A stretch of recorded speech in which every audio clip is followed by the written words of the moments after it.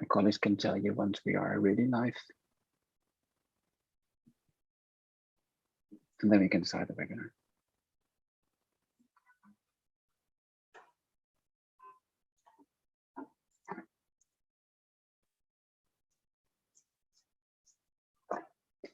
Okay.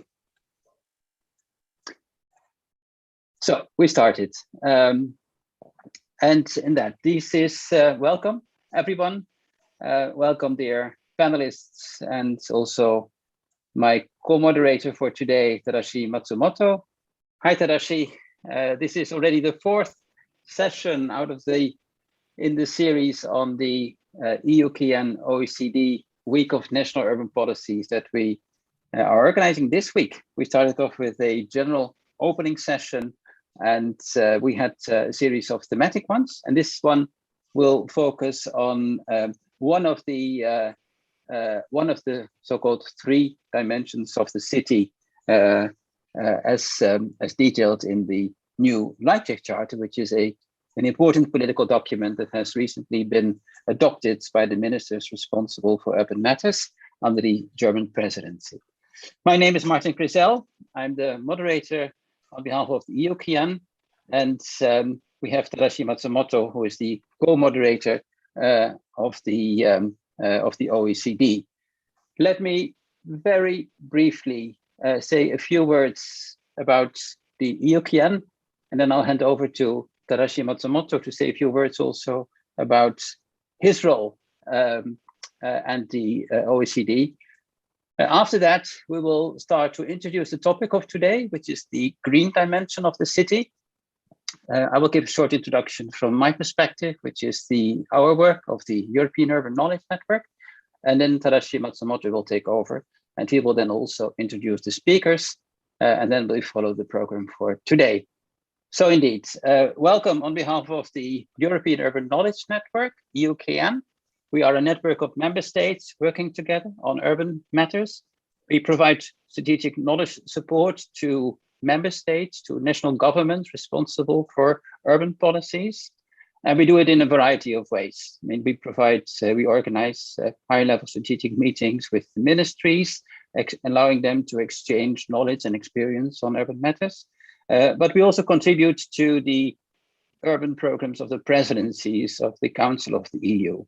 And in that perspective, we've been quite active also in providing support to the urban agenda for the EU, which was the Dutch initiative in 2016, and which was seen also by the European Commission, which got also very much involved in the urban agenda for the EU as the European contribution to the Sustainable Development Goals and the Agenda 2030. And as a matter of fact, also to the new urban agenda, to which we as the EUKN also contributed. And this is how I also got to know Tadashi Matsumoto. And since then we met at various places, at various moments, also related to work for UN Habitat, for the new urban agenda.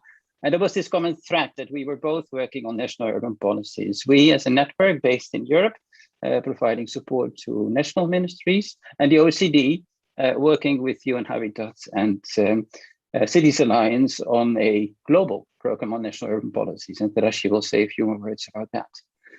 One of the more recent presidencies that we supported was the German presidency from last year.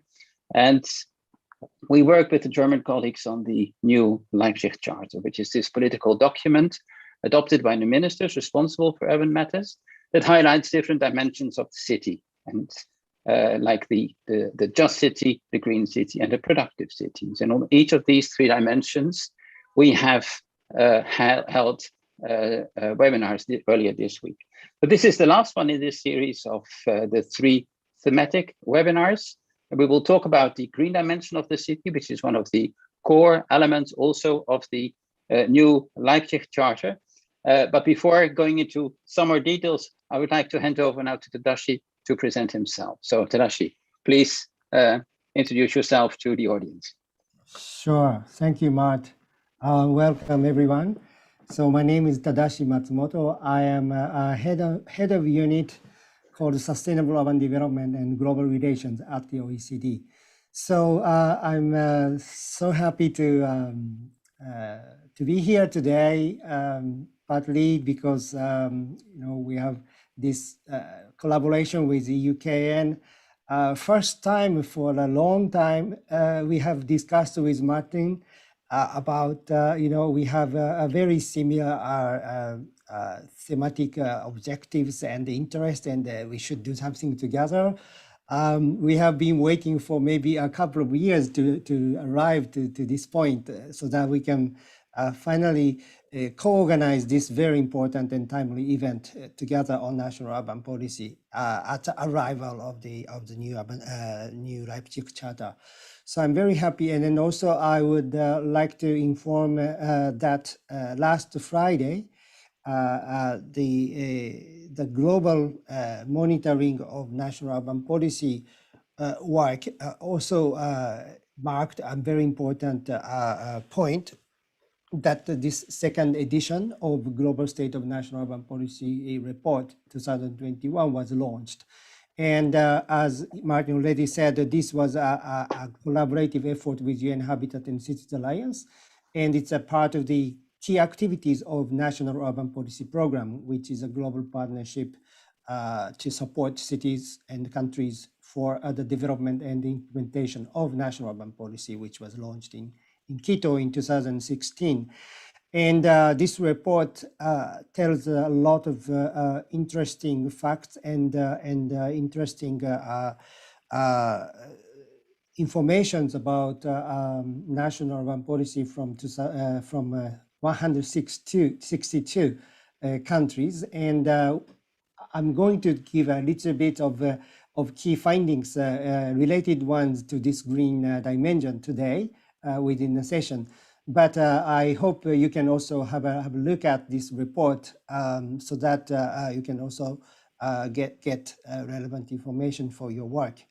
So that's my short introduction. And should I go to the introduction to the panelists now, or should we introduce the theme first and then go to the panelists? Mark? No, let's introduce the panelists first, and then I'll say a few more words about today's session, and then great. you can take over. So please go ahead. Okay, great. So let me introduce first from Portugal, Mrs. Elisa Vilares, Director General for Territory, Head of Division of Territorial Development Urban Policy from the Portugal government. And I also like to add that Elisa is also serving as a national delegate to the OECD Working Party on Urban Policy. So very much welcome to today's discussion, Elisa. Now I would like to also introduce Giovanni Pinecci, the expert on the urban agenda, Agenda per la Coesione Territoriale, Italy. I hope this was proper pronunciation. I'm very sorry. But welcome, Giovanni. Thank you. Thank you very much. Thank you. Now, I would also like to introduce, let me see, my list here. Yes, from Israel, yes, from the OECD country, Ms. Ronnie Barr, Head of Foreign Affairs, Strategic Planning Division, and Israel Planning Administration. Ronnie is also serving as a national country delegate to the OECD Working Party on Urban Policy. And she's also bringing her experience to this discussion today from Israel. So welcome, Ronnie. Thank you. Now I'm checking the list. I'm introducing Robert Dijksterhuis. He's a Dutch envoy for sustainable building from the Ministry of Interior, correct? I hope. So Robert, thank you very much for joining as well. And finally, not least, Didier Vangstim. He's a president of the ISOCAP Institute, correct? Yes, thank you very much for accepting our invitation to join this discussion.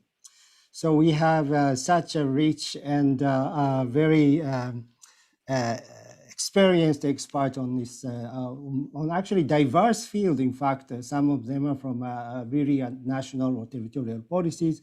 Some of them are more green dimension, and some of them are practitioners. Also, some are from national government. So it's really a balanced and diverse view can be guaranteed already in this panel. So welcome again. Yeah, thank you, Tadashi. Let me now indeed introduce the topic of today. What I said, this is part of a series on national urban policies. But as Tadashi already said, we also have some experts from academia and even from outside Europe. It's really interesting also to have your outsider's view, Ronnie Barr, to look onto the developments that take place at the European level. When we launched when we had the first idea of having this conference as a physical conference, actually in Lisbon as part of the Portuguese presidency, we all know the reasons why this wasn't possible. We thought of focusing indeed on national urban policies, and we decided to focus on this political document that was adopted in November last year under the German presidency, which is called the New Leipzig Charter. If you want to have any more information, you will find the details in the chat or on the EUKN website. Now, the New Leipzig Charter is a political document that highlights let's say, the importance of different aspects of what is called in that document, the different dimensions of the city that all need to work together in an integrated way, obviously, which is, of course, the common understanding now of urban policy in a more general way. And indeed, it gives a whole catalog of different policy measures, advices to enable cities to, let's say, to really strengthen what we call in the New Leipzig Charter, the transformative power. And I think if we look at the news today with heat waves and temperatures of almost 50 degrees in Canada, in Northern America, but also we look even in Northwestern European countries. Recently, I think last year, we hit over 40 degrees in the Netherlands. We see heat waves all over the globe. Actually, this is truly a global issue. And there are only a few people who still don't believe that climate change is a real issue that we need to take seriously. Now, of course, it was an excellent idea in the New Leipzig Charter to emphasize this transformative power of cities to combating global warming and to come up with measures to improve the air quality, to work on different blue and green infrastructures, to work with nature instead of against nature, to work with what we call in this jargon nature-based solutions, for instance.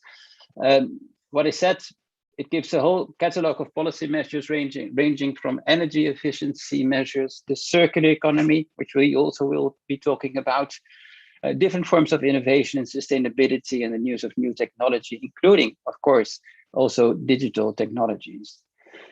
And I don't need to emphasize too much, I would say, the importance of sustainable urban development, because indeed cities are, as you all know, probably accountable for more than 70% of the CO2 emissions, with 90% of the world's urban areas now situated on coastlines, and the share of global urban populations expected to rise up to over 70% by 2050. So indeed, cities are in a way part of the problem, but they're also part of the solution. And this is really what we want to talk about today. And then focusing more specifically on the role of national governments in strengthening this, in many cases, forerunner role of cities.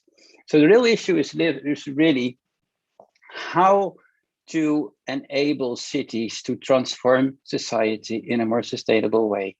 And we know that the EU has these high ambitions when it comes to being even climate neutral by 2050, which is a huge ambition as a continent that we should really take seriously. And now, of course, the big question is, how can national governments enable cities and society as a whole to reach these goals? We know that societies are under pressure within their own societies.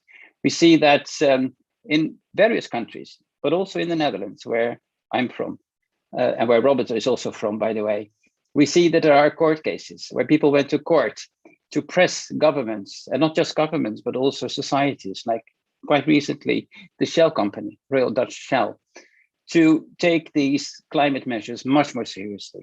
And they even managed to condemn the national governments and to condemn companies like Shell to speed up their CO2 emission cut programs.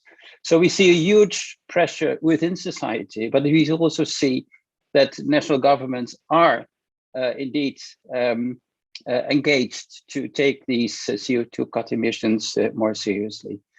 Now, interestingly, of course, if we look at the COVID pandemic, we see the positive benefits of partly working from home, of less mobility, of less air travel, less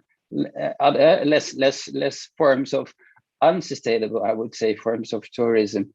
And that's, of course, a very positive development. And now, of course, the big question is, what do we do? Do we go back to the old normal of before the COVID crisis? Or do we indeed, can we learn some lessons from this crisis? Can we indeed do what Machiavelli once suggested, not to waste a crisis and to find new ways to recover from the COVID pandemic and to build a more sustainable urban future? We know that cities are forerunners in this development, and some of the cities actually took far-reaching policy measures by working on different models of the city. The 15-minute city is implemented in Paris, but also in other cities, Milan, Barcelona, and many more. Also outside Europe, by the way. We see other models adopted by cities like Amsterdam with the donut economy as a model of Rita Hayworth. So indeed, cities are experimenting with different forms of more sustainable futures. And they need this enabling policy also by the national government. And that really is the key issue. And this brings me also to the Global State of National Urban Policy report published just recently by the OECD.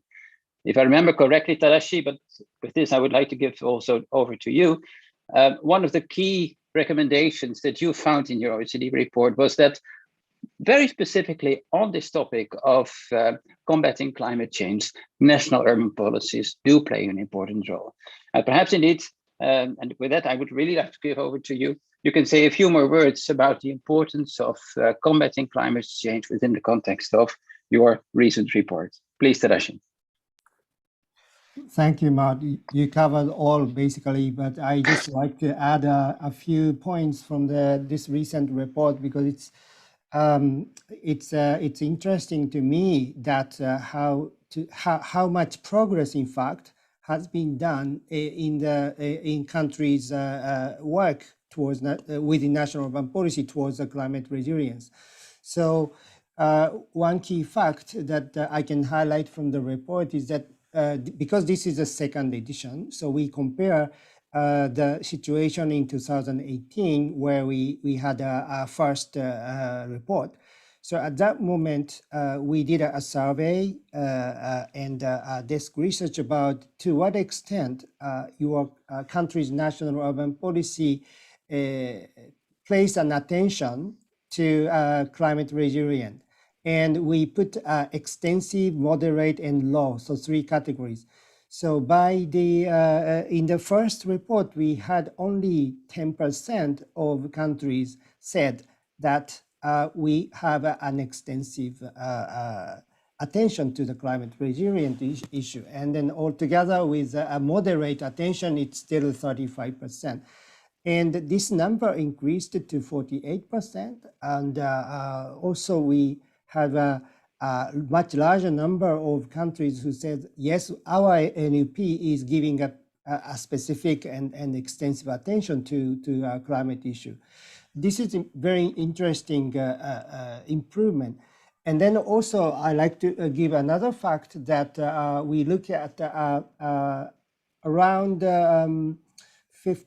between 50 and 60 countries and NUPs who answered this part of this survey. So how your NUP addresses climate resilience and then low carbon transition. And there are a number of countries who answered, yes, traditional urban policies, let's say like mobility, land use, and so on, are really part of this climate strategy. So like 89% of countries answers that yes, we can create a synergy on local mobility across climate policy and NUP, and then also like mixed use or compact urban development. 74% of the country answered like yes, our NUP contribute for mixed use, but this is not only urban purposes but also climate. So it's really a strong and encouraging result that it's seen. But also we also see several challenges identified. I can come back to this challenge point later, perhaps, but it's not automatic. It's not easy for NUP to address climate, and we found also several challenges. So these facts are just stressing that this is really important moment, because national governments are recognizing the importance of using national urban policy for the green dimension, and but still there are some technical issues and challenges remaining. So that's why it's for like OECD or EUKN, our organization has an important role to play to support national government. So that's my point. And to close, I also like to highlight the importance of national urban policy for this in the COVID-19 recovery. So in the OECD work, we are also analyzing the national government recovery package. It's a huge work, and then we are analyzing to what extent the green aspects are included in the recovery package. We are seeing a little disappointing facts. It's not a lot. It's something like 20% only of the recovery package is directed towards green purposes. And we are following this number closely and giving an update, but actually there are more to do in terms of this recovery packaging. So again, here there is a role for national urban policy to play to contribute to this recovery package or more long-term, sustainable urban development, so that this investment can be used wisely and then also to be used for a more longer-term sustainability perspective. So that's my introduction, and I'm really interested in exchanging views and also learning from different countries for within this session. Yeah, thank you, Tadashi. And I think I mentioned for the donut economy, Rita Hayworth, but of course it is Kate Rayworth. It's that's a bit of an interesting lapsus from my side. But indeed, let's start our discussion. But before doing that, actually, I would like to launch a first poll to get to know also a bit the let's say, to feel the temperature in the room with the attendees of this webinar. So the question that we would like to ask you, and I'm launching the poll right now, is what kind of elements do you think a green city should include? Should it look into climate change mitigation and adaptation, accessibility to nature and ecosystem services, including also nature-based solutions and blue and green infrastructures? Should it focus on clean tech, applied to different infrastructures and services, circular economy, shortened food change? You could think also here of urban agriculture, for instance, or other forms of shortened food change, inclusivity, interconnectedness, all of the above, or even something else. Let me give you a few more seconds to finalize your choices. It's not perhaps the easiest one, but let's see if there is a clear pattern here also from the audience. Indeed, we have a few more polls for you. At the same time, I'd like to invite you also to participate in our the possibility to suggest questions for our panel discussions in the Q&A. You can even upvote questions if you want, but do feel free to ask, to pose any questions in the Q&A section. You can also use the chat for exchanging other forms of information. That being said, I think we have a clear result. So let me see if there's a clear pattern. Well, what we see is that all of these aspects actually are mentioned as important. But what I see is that 26% of you would say, well, they need to include climate mitigation and adaptation. 37% states the accessibility of nature and ecosystem services. Circular economy is mentioned by also 1/3, 32%. 1/5 clean green tech. Shortened food chain, still you could say 21%, which is quite a lot. In inclusivity, 21%. The same also to apply the interconnectedness. This actually shows what the majority is voting, that all of the elements mentioned above should be included in this green dimension of the city, which is voted for by 60%. And 5% also suggest some other elements. I would like to hear from you, audience, also what kind of elements are missing in this list already. Please do enter that in the chat so that we can also have a look into that. That also brings me now to our second poll about the importance of the green dimension. To what extent this green dimension is indeed also promoted within the level of your own country's national urban policy. So I'm opening the poll now, and I will ask Tadashi to comment upon the results. I think this is an easier question, so I'll give you a bit less time. With still some 10 seconds. I see that the majority of you have voted by now. Okay, I'll give you 5, 4, 3, 2, 1 more second. And by this, I will end the poll and I will share it also to you. Well, Tadashi, you're our real expert on national urban policy. What do you make out of this? Well, it really corresponds with the survey that we did, but yes, I also noticed this not really, and it's really nice to hear more about why not really, and what's the problem, and what are the challenges, and we can discuss the solutions. Yeah, definitely. Okay, I'll stop sharing. We have a few more polls later on as well. This now actually brings me to our first panelist to give a presentation. Annelisa Vilares, I would like to give you the floor. You're heading the Division of Territorial Development and Urban Policy in Portugal. This is the last day of your presidency of the Council of the EU. I see a smiling face. Yes, it is. Is that a sign of relief? But anyway, I would like to give you the floor to present your circular economy program in Portugal. It is a sign of fulfillment, I think. We had a very intense semester and it's coming to a closure and a good closure. And looking forward for the next semester with our colleagues, with our trio colleagues from Slovenia.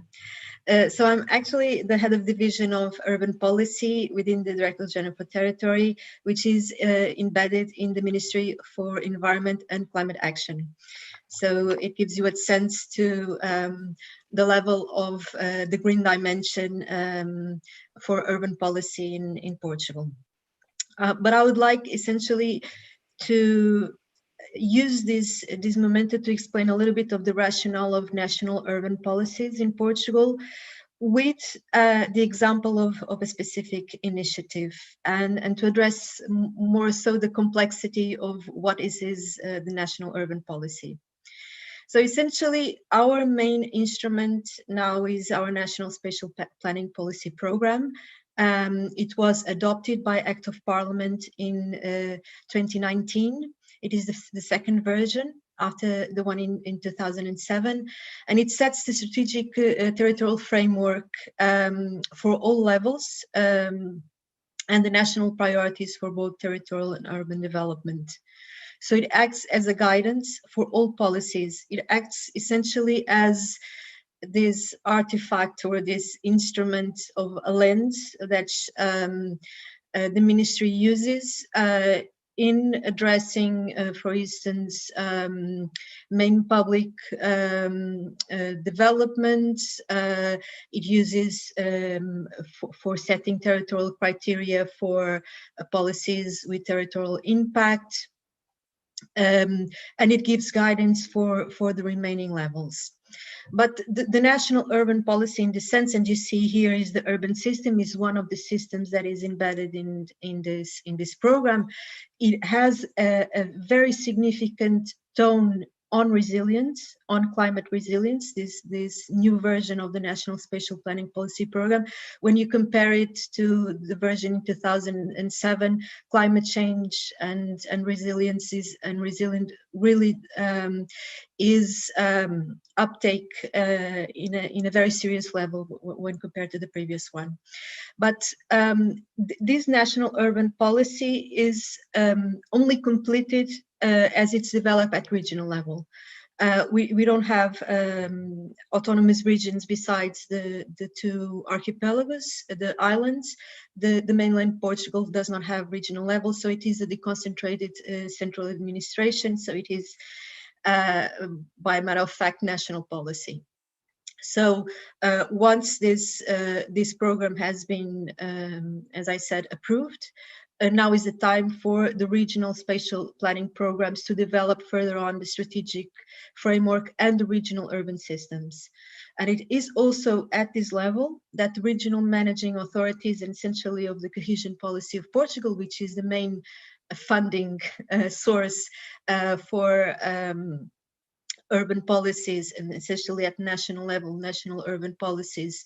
It's also at this level that they set the instruments for the integrated territorial investments and sustainable urban development.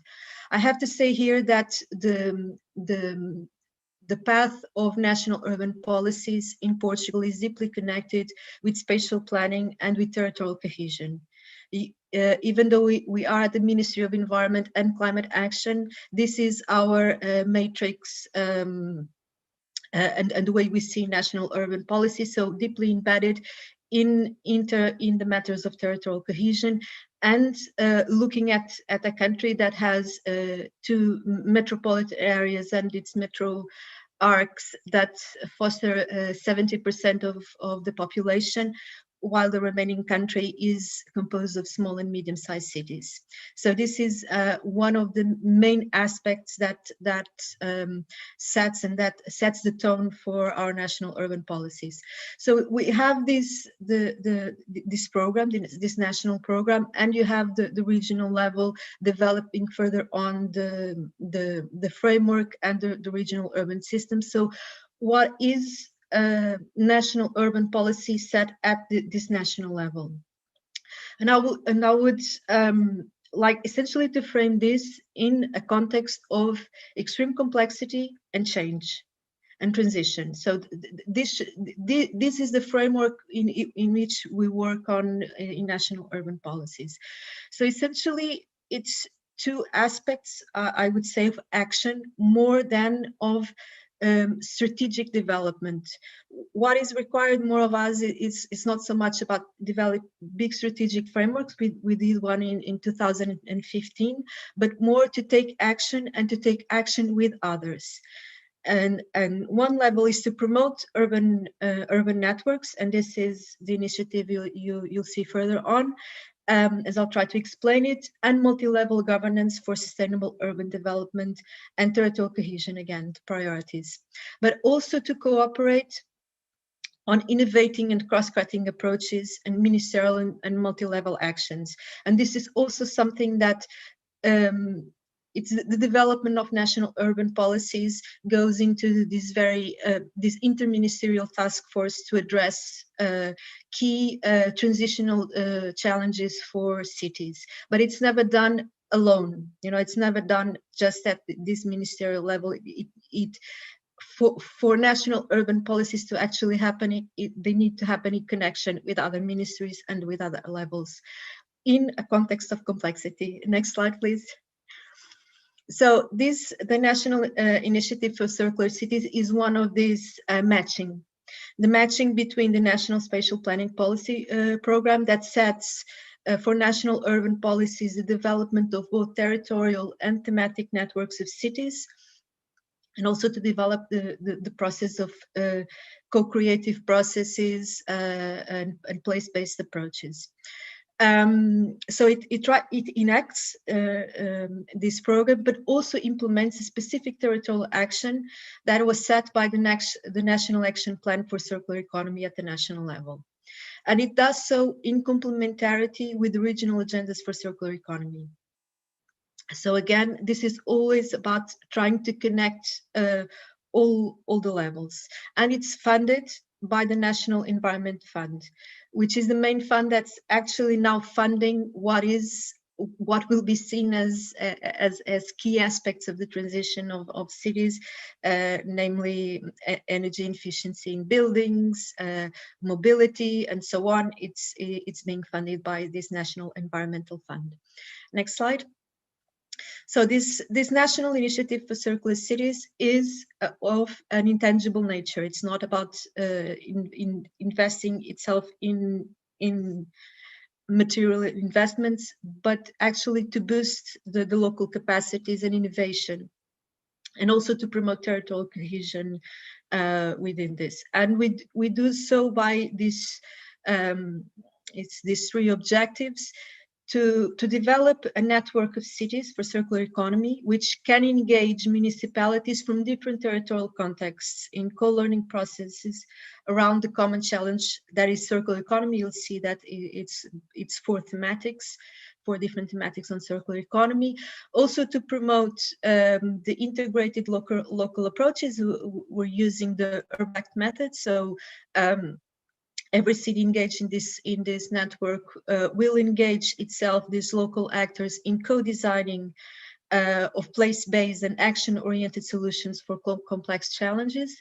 And finally, our expectation, and you'll see further on when I talk about governance, is to have the national and regional uptake of the solutions that have been co-designed in this matter, and the densification of the national institutional ecosystems for circular cities.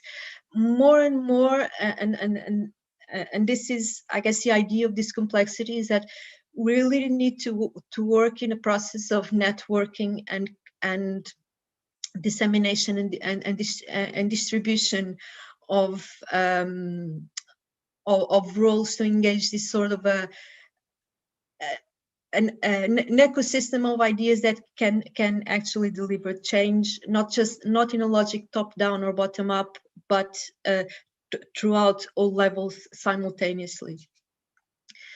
So this national initiative is designed to boost again the capacities and potential of cities, and this network effect for innovation in what is the key transition agenda towards green cities.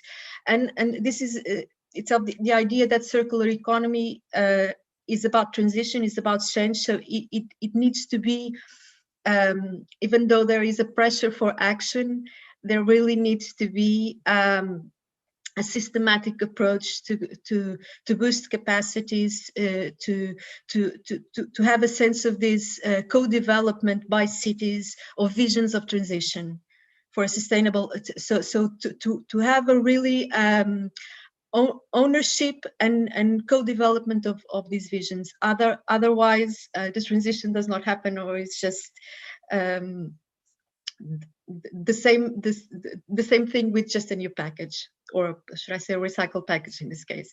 And again, this idea that by co-planning, co-designing will also fostering the inclusion of the actors, of the territorial actors in developing these solutions. So next slide. So essentially, as I've said previously, this is about the circular economy, but the circular economy is a very it's an extraordinary concept, not just because it abolishes the contradiction between environment and economy, but also because when we address to sustainable urban development, it can foster, as you've seen it, and this has been the four main topics, or the four themes. We'll have one network per each theme, one city network per each theme. It encompasses a lot of the key issues for sustainable urban development. We can include here issues such as urban planning and construction, because we see land as a part of the green economy, one of the resources that needs to be included in this logic of green economy, besides the whole level of construction. We have the urban-rural relations, which we kept really open for cities to address, and what came about is essentially about food and short cycles of production and consumption. We have the urban water cycle, which again, we go back to the framework of national spatial planning policy programs that says it's about not just the gray infrastructures, but the green infrastructures. How do we see the water as a structural element in planning the city, with nature-based solutions included, and also the urban economy for circularity, which we were expecting to have a lot of this logic of sharing economy, because it's one of the key aspects that essentially on cities, given their density, can actually function. But I think we'll have mainly more oriented to recycling, and because that's essentially one of the main competence of municipalities in Portugal. And we have these cross-cutting issues, as you see, digital transition, decarbonization, public procurement, and inclusion and social cohesion, which should be addressed in each of these networks as they try to make, I haven't said what they'll try to make these network cities. Each will have a local action plan for circular economy on this topic. And they will, in session, will have a report based on the full experience of the network. Next slide. So about governance, as I've tried to say this a series of times, it's my own particular obsession, works in complementarity and in conjunctions, both with the regional agendas for circular economy to generate network effects, and to strengthen this ecosystem for circular economy. One thing that we are trying to do is to say also, we have leading innovative cities, and that should be an asset for urban policies, but also the territorial diversity should be an asset, should be seen from the get-go as an asset. So what we are seeking in these networks that are being created is that we might have one or two leading innovative cities, but it also have the whole territorial diversity within the country. Also very pleased to say that's one of the first in many years initiative that has managed to reach the cities of our islands. So it really is about encompassing the whole diversity as an asset. And I'm particularly glad, not just because it's an inclusion of the islands, but because the islands themselves are a very specific territory for circular economy themselves. So what we are trying to do in this is fostering this a wide national multi-level network for circular cities. So it's not just the 4 networks that we're creating, so all governance that we're developing with the regional authorities, the intermunicipal communities and cities, to create routes of a network for circular economy and for circular cities. So this has been my presentation for now, and open for any questions or comments. Great, thank you, Elisa. I'm particularly impressed by the fact that you cover all the type of different territories, small cities, islands, and so on through the concept of circular economy, because it really extends the concept of circularity in different scales, right? That's very important point. Scales, of course, with different sectors, but also the concept nicely embraces all the different conditions of territories, and inclusiveness is also really a part of it. You know, of course, we'll come back to this nexus between green and inclusiveness later, but this circular economy policy concept is very much interesting to create this embrace link between different sustainability objectives so great, thank you very much. I encourage all of the participants to add questions and comments to the Q&A section of the Zoom. And now I would like to introduce Ronnie Barr again to take the floor and then briefly comment and then also share your experience and expertise. Ronnie, yes, the floor is yours. Thank you, Tadashi, and thank you, Elisa. That was very interesting and insightful, especially for us. We're currently developing our own spatial plan for the country. So I think it's, I would love to talk to you, another time and to hear more about the process. I think that was very interesting. And going back to Tadashi asked in the beginning of the session, what is the role of the national government and how it can enable cities to transform society. So I think that one of the answers that you gave is that I'm also from the national government, right? So I think that one of the things that we can do is synchronize and create those connections and interfaces. And I think that was very interesting to hear about both the horizontal connections that you've made between different ministries, and then the vertical connections that go to the regional level and then the local level. And I would maybe later would love to hear whether or how you incorporated those, for instance, whether cities or municipalities were involved in the process of creating this shared vision, or was it something that you created within the national government, and how much did you involve the local authorities? This is something that we think about and deal with, so that's extremely interesting for us.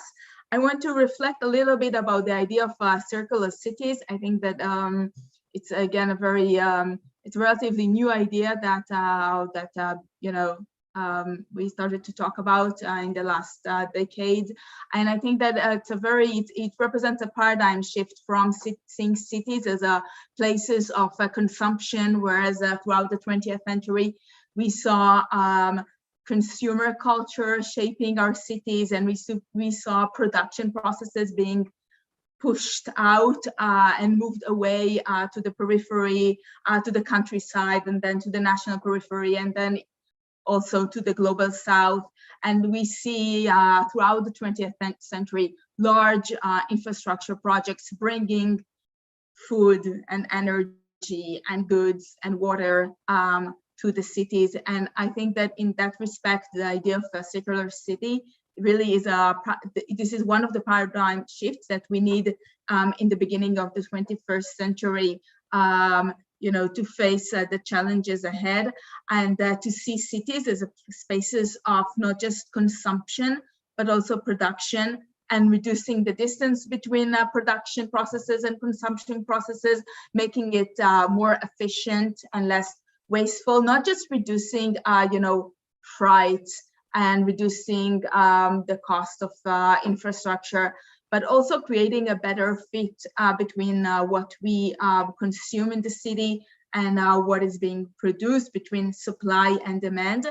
And I think this is it restores the city in a way to its former productive nature that we saw, in the past throughout, I think, human civilization. And as you said, it embraces a lot of thematic, a lot of themes, as you I think that you pointed out a few. So one is a source of materials.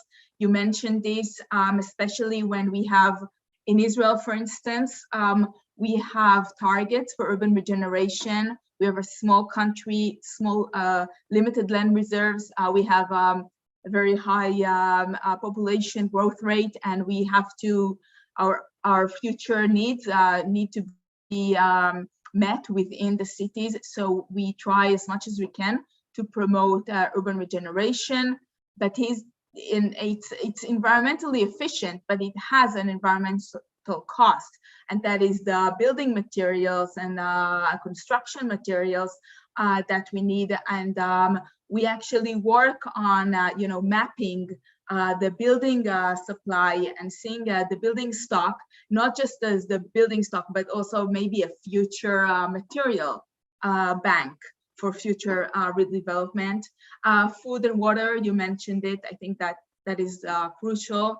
I think that another issue that maybe you didn't mention right now is also energy production, especially from, of course, renewable sources, whether it's PV that can be placed on top of rooftops and infrastructure within the city. And then we can see, again, we don't see we want to see less and less of those large power plants, located very far into the countryside, and then you have to have the electricity grid crossing throughout the country. We want to see more and more renewable energy, and within the city, it's not easy because you have a lot of you have a lot of homeowners, a lot of regulation. You have to have consent of the homeowners, of course, and it's not easy at all, but it's much more efficient.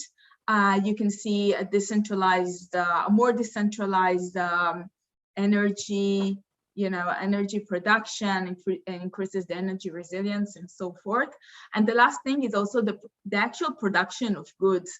I think that we can also start thinking of cities as technology changes, as we can see manufacturing processes being being cleaner, being more efficient. We can see more and more small manufacturing, clean, of course, manufacturing within the city. And I think that there's a whole movement of, cities of making and so forth, calling to see cities as a place of manufacturing also. So I think that could be also combined with the idea of circular cities as places of both consumption and production.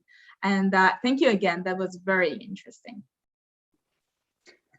Thank you so much, Roni. And also very interesting that you are referring, I don't know, on purpose or not, to the other aspects of the new Leipzig Charter, because indeed, this idea of the productive city is exactly also what you just referred to. I think that is really interesting. But I would say let's go back to the green dimension of the Leipzig Charter, which cannot be seen in isolation. Obviously, we talk about inclusion and about productiveness of the urban landscape as well, obviously. But let's move to another Mediterranean country with Giovanni Pineschi. Giovanni Pineschi is one of the experts working at the Agenzia della Coesione Territoriale in Italy, working on the Italian national urban policy. And we would like to hear a bit more from your side, Giovanni, about the what we called here the Italian case for national urban policies, your own NUP. So please, Giovanni, the next 10 minutes are yours. Okay, thank you. I try to be not too boring. Try to give an operational dimension to my presentation. So next slide, please. So the agency is this agency devoted to the implementation of national cohesion policies funded by European and national funds. So this moment is a very, very peculiar moment because we have a lot of new tools, instruments, funding tools to start this ecological transition afterwards the COVID. So you see in this slide a sort we can talk about a sort of existence of sort of ecosystem of strategies and tools. All these tools are leading to the restarting an economy, but the question mark is how to restart. And in this fact, we have two directions. One is the European strategy for the next programming period that's posed 5 pillars. You see smarter, greener, more social, closer to citizens, more connected. And we have the new generation EU created for the reprise, economic reprise for the pandemic, but we had all the just transition funds, and we have the cohesion policies. So are all converging instruments that the country, the European country, the special way, Italy, should use at the best way to reprise this new deal that should be green, more green as possible. So next slide, please. So we have 2 dimensions. You see the green arrow. We have basically 2 types of tools, national and EU. The one is a short-term emergency focused instruments created to buy medicines, to health, but also to a quick reprise. But the real challenge is to use this first aid tools to start a long and mid-term reprise that should go on the rails of the cohesion policies and the national long-term strategy. This is a very important challenges, because we have to start with the right step and do the right things with the correct behavior, with the correct vision of what we are, what we want to, where we want to go in the next 10 years. This is the important thing. Next slide, please. Okay, in this framework, starting before the pandemic crisis, we started in a bottom-up process to talk about circular economy by means of a national platform that is a part of a European platform. But the important thing is that with this platform, local stakeholders and national stakeholders started to talk together on how, on what strategies we can put in the action and how to make more effective this process. In this platform, the important thing is that participators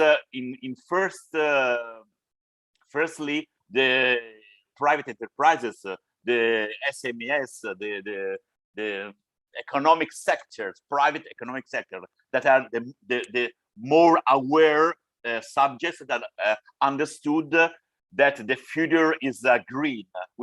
They have to do economic technological transition. They are in some time more ready than institutions. And then we have central institutions that are aware, but sometimes don't have the correct tools. They don't know the correct way on how put in practice these strategies. And then we have the cities and the local communities that they have a very clear idea of what they should put in action in this framework. This is very important. Okay, next slide, please. So in this platform, we have a section devoted for the urban policy for the circular economy. This is very important because in the framework of the entire national strategies of circular economy, we are setting up with the Just Transition Fund, with the New Generation EU. There's a very precise segment devoted to the city. There's a segment in which the city should know how to do, should know how to act, and should put in action in an integrated manner. This slide shows us cities can act mainly on two leverage. The first is the urban services, private and public, and the second is urban infrastructure. Urban service obviously are managed by public and the private too, in a sort of complementarity and of actions. Next slide, please. This is very important fact. In this framework, it's very important to quote the role of the cohesion policies and what the European Union is saying to do this new development strategy.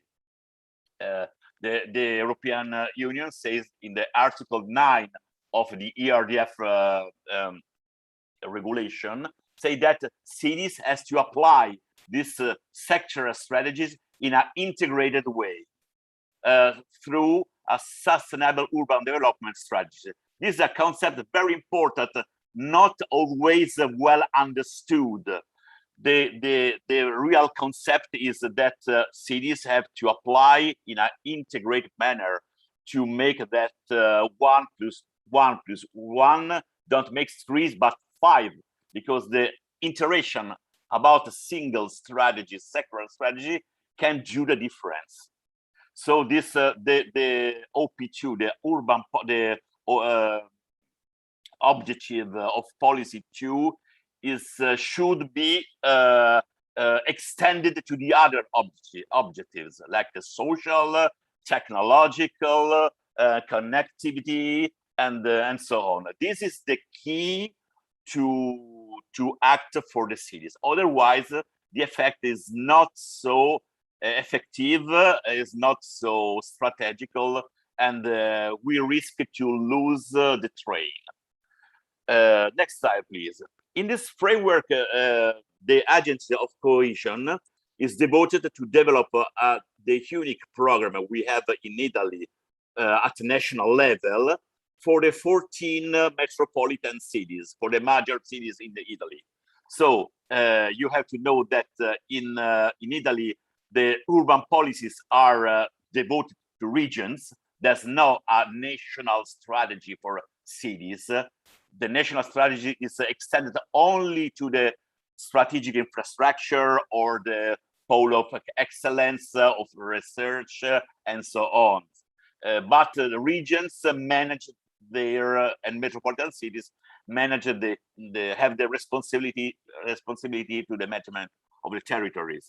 But this tool is a sort of dialogue tool between central authority, an agency, and the metropolitan city government. This is a very important way to put in action a so-called multi-level governance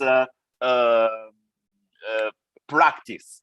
So every day we listen, we talk with cities, they try to implement, they ask us how to implement it, how to apply some solutions, and we help them to apply this general strategic framework that are promoted at the European and national level.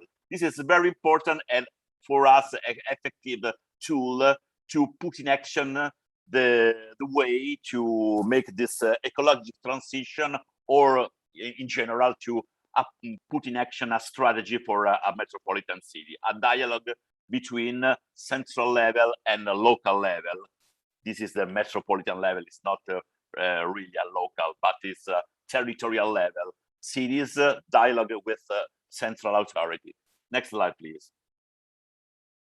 So in this days, the NOP Metro is the name of this tool we are using with the 14 metropolitan cities, is try to introduced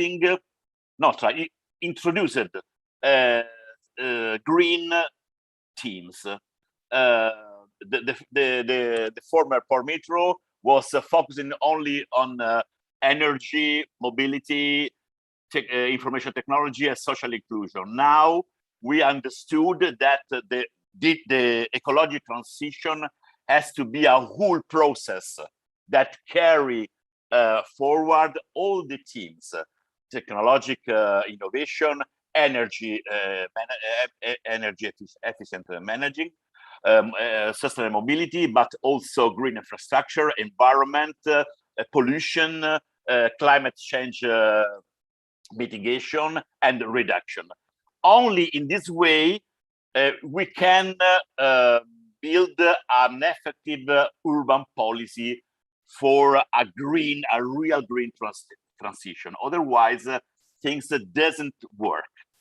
Okay, so in the next programming period, we are now building this POMmetro reactive addendum that start to introduce some green themes about waste management, about circular economy, about water quality, air quality, and so on.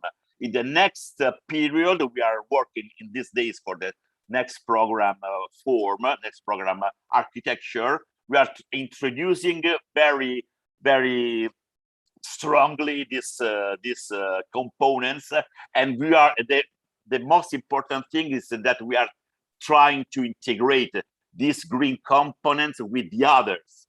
So economical and social innovation policies, strategies, projects, and initiatives has to be connected with the green ones.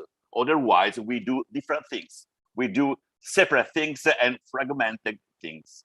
Okay, this is the real fact I want to stress today. Next slide, please. Okay, so we start, as I was saying, new teams with a lot of difficulty because we are working in the 2020 framework. So the concept in the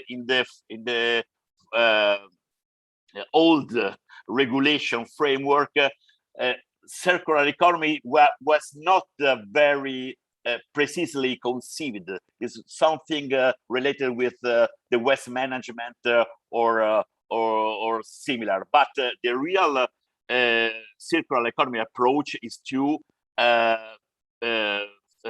strike the change of value of the entire cycle of production and consumption of cities. This is the real challenge.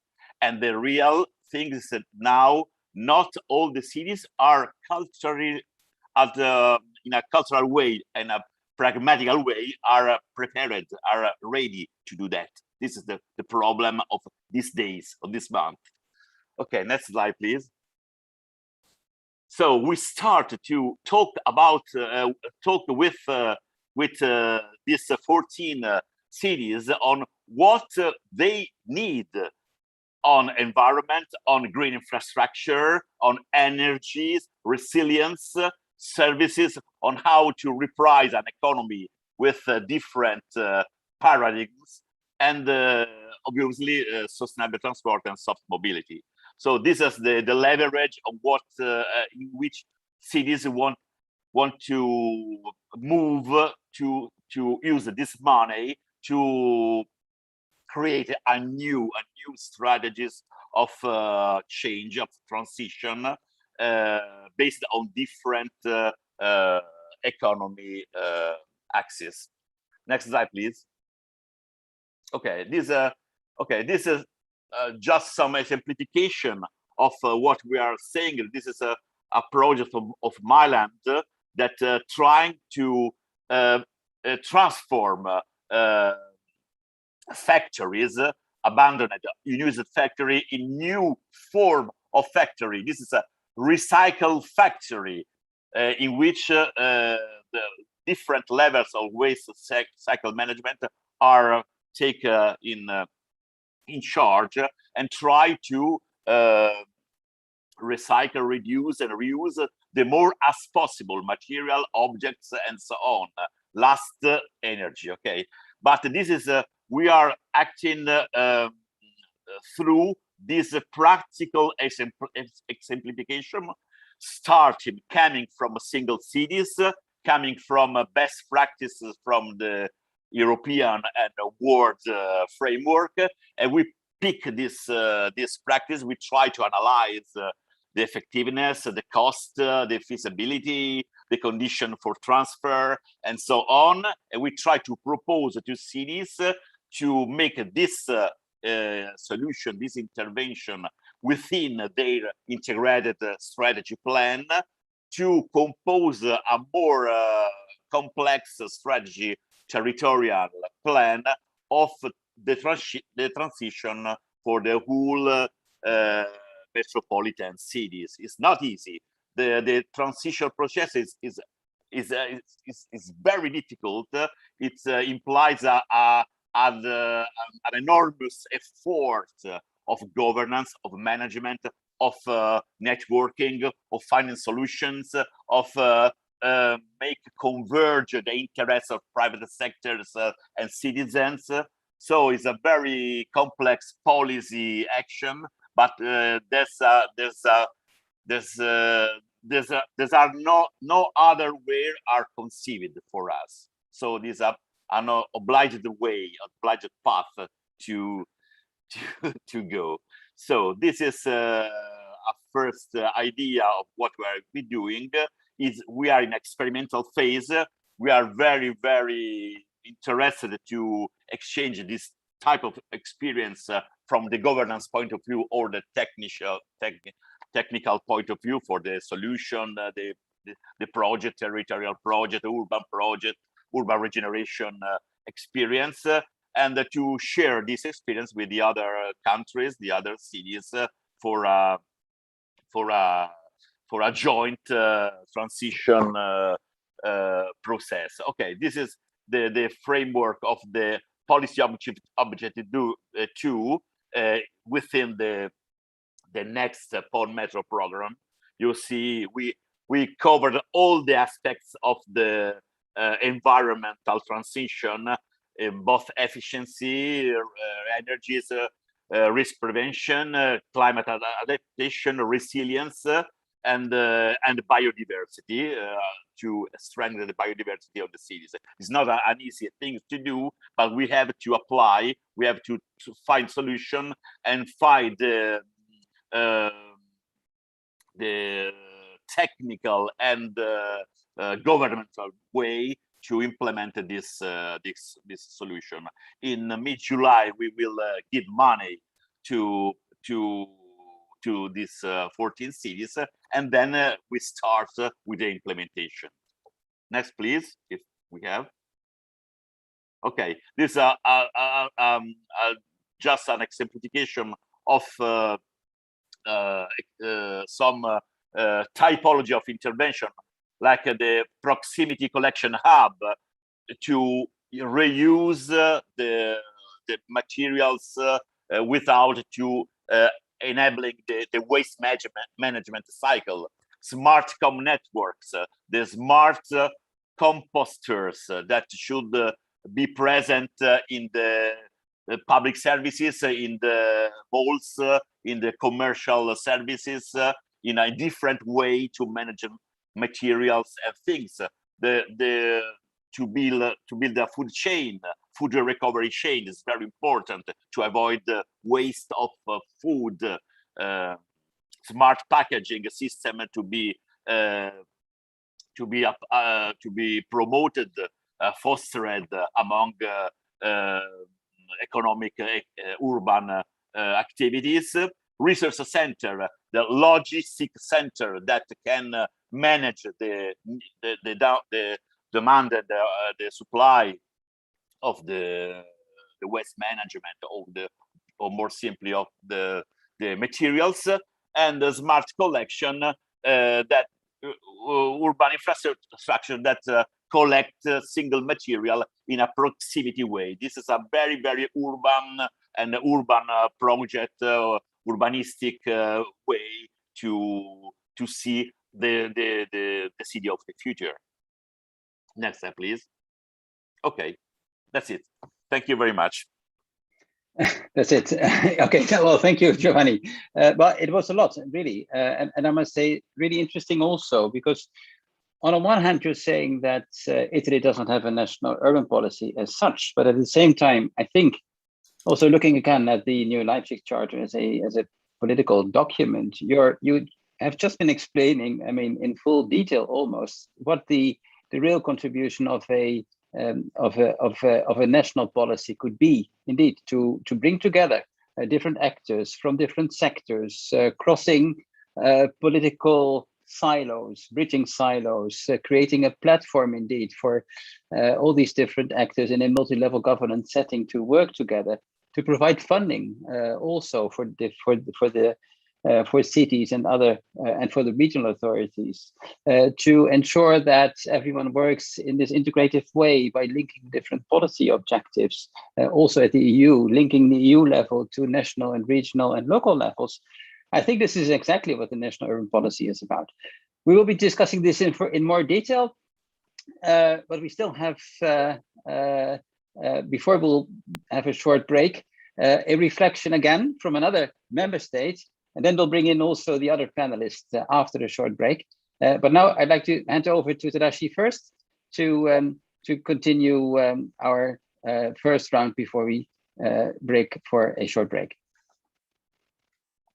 Yeah, sure. So, well, just without any comments from me, I will just introduce Ronnie, just to give a short reflections before the break. Yeah. Yes, thank you. And thank you, Giovanni, for a very interesting presentation as well. I just want to reflect on one question that you asked. So now you work with the municipalities and ask what do they need? First of all, I have to say this is a very important question.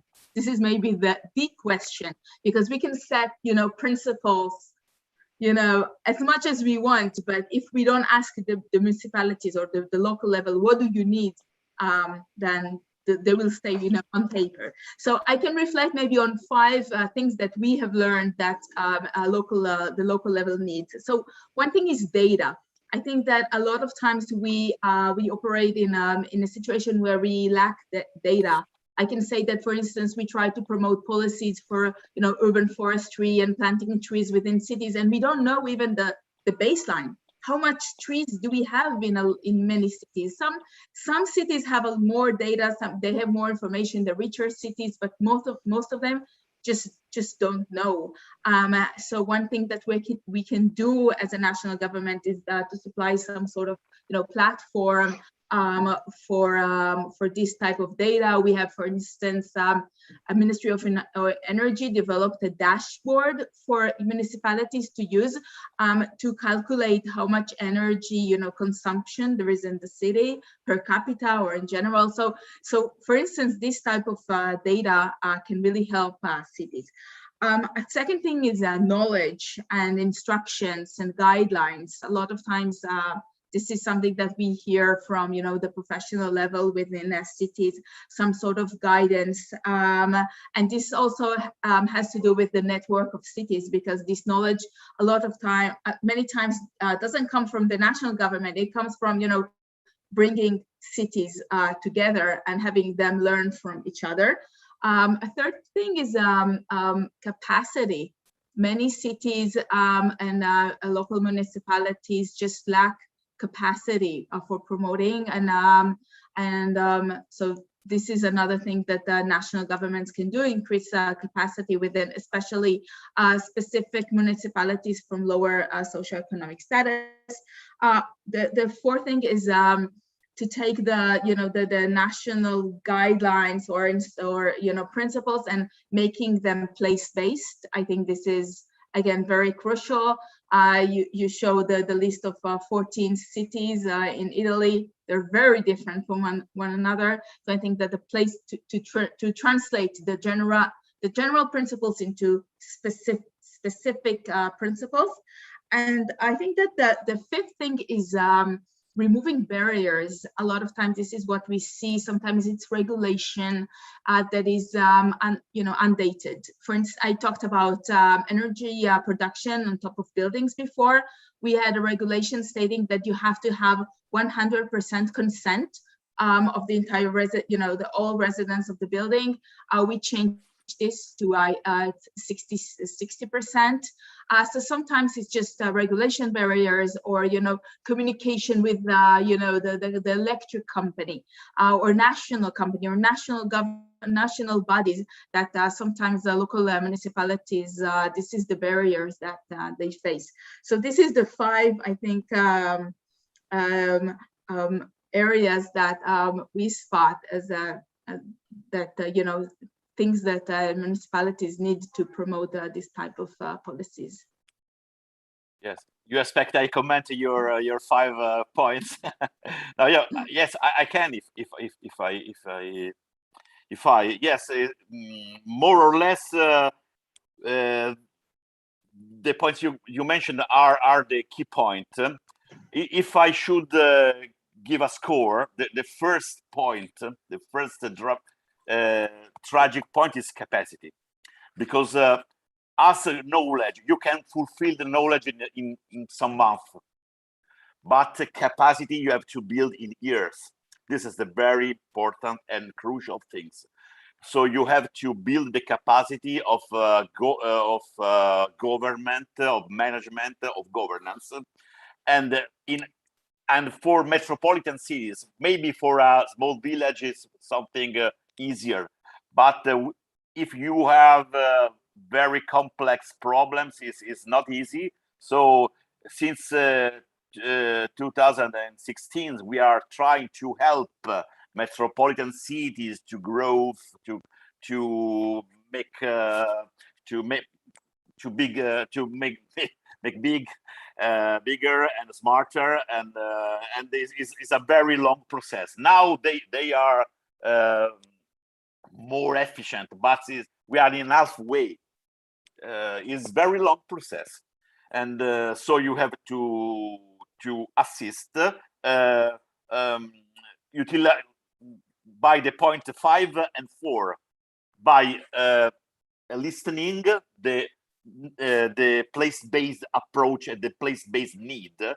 So you have to go down to the ivory tower. You have to go understand the problems of the single region, the space, the specific problem, and then you have to try to remove barriers, regulation, and this is the real role of our agency. Is something as a supporter that try to easy some things, to help to growth, to understand the real needs, and then to increase knowledge by means of data. Okay, data is the first, but data, sometimes the real difficulty is not to have data, because each city builds its own data. The difficulty is to establish a common platform, a common framework in which this data can be shareable, can be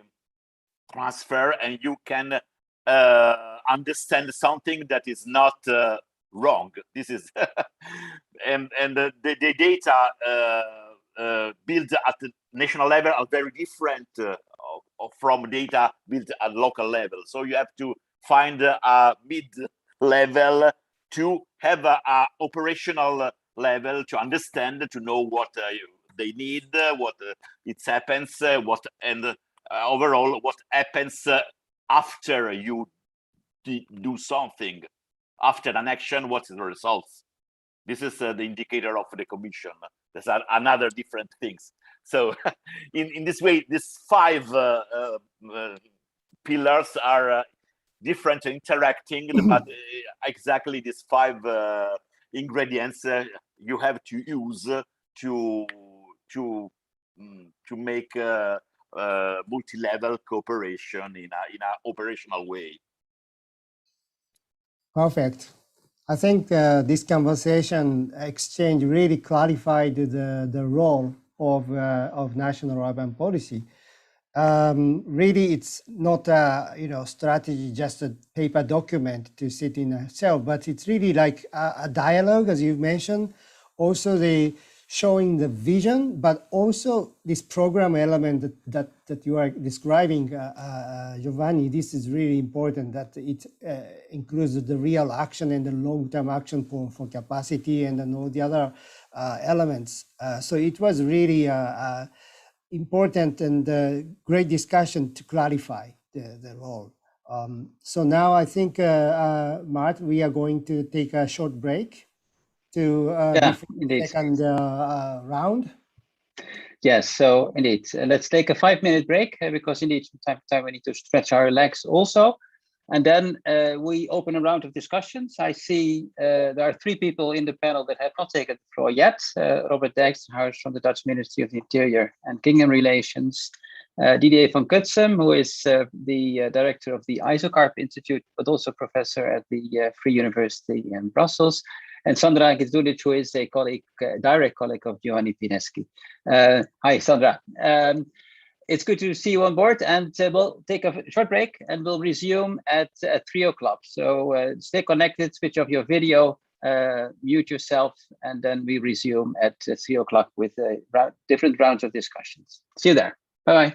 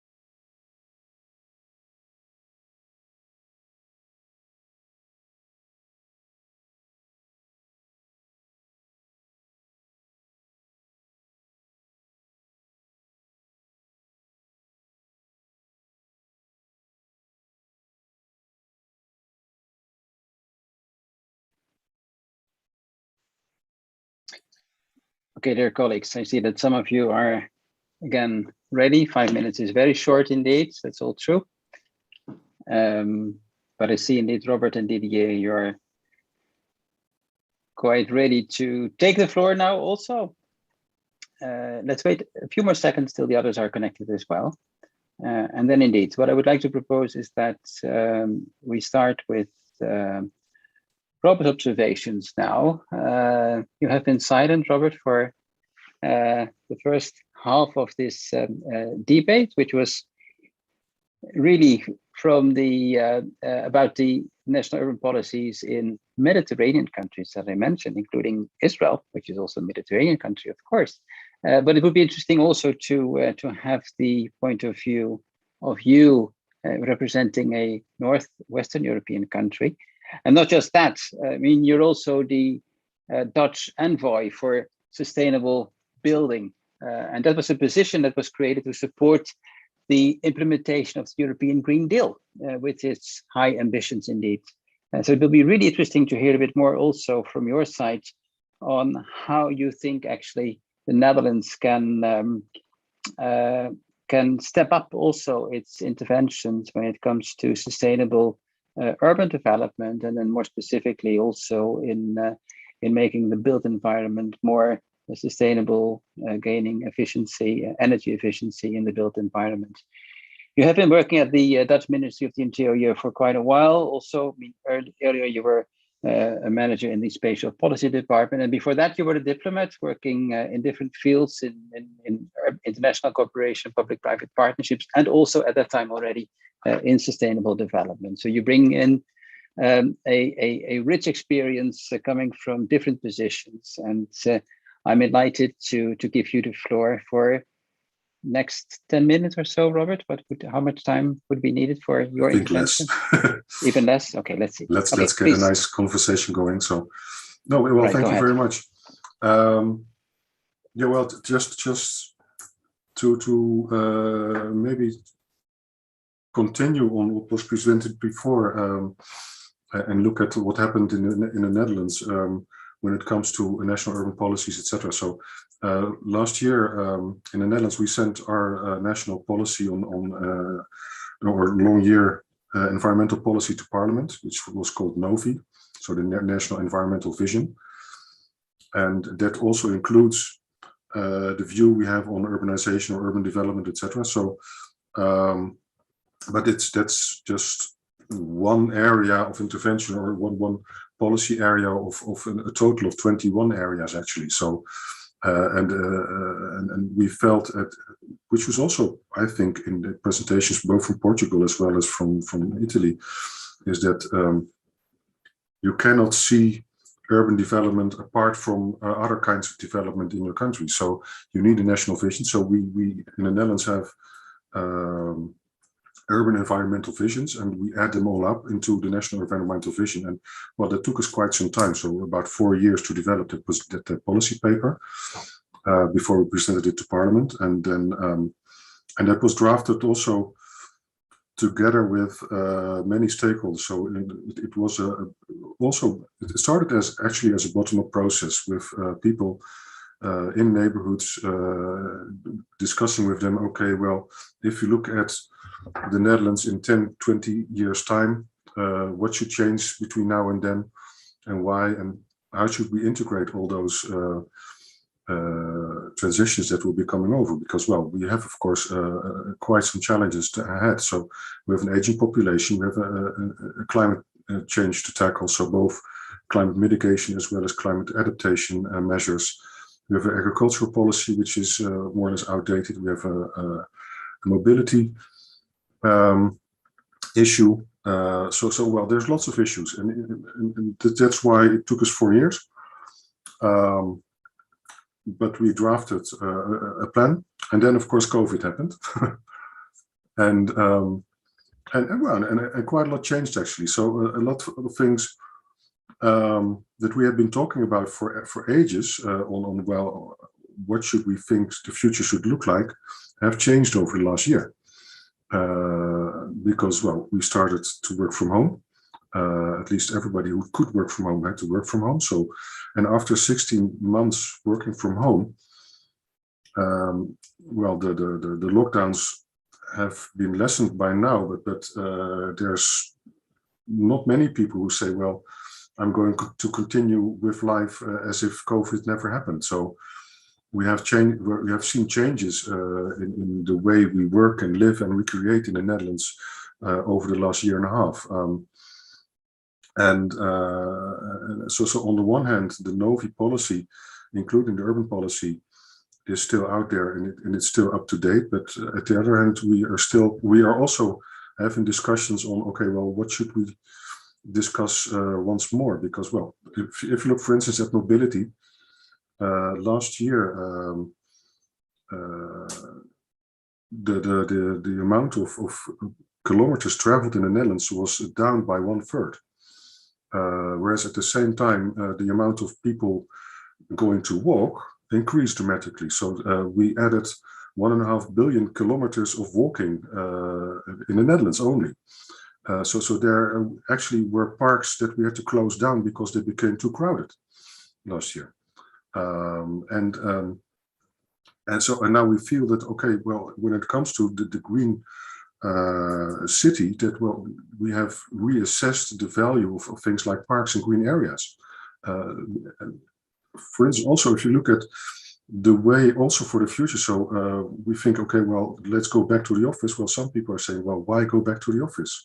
If I look personally, I had more meetings in parks and beaches last year than in offices. And why should I change that? And I'm not the only one. So many more people are saying, okay, well, what is the function of an office? If you want to meet somebody, well, you can meet somebody everywhere, anywhere.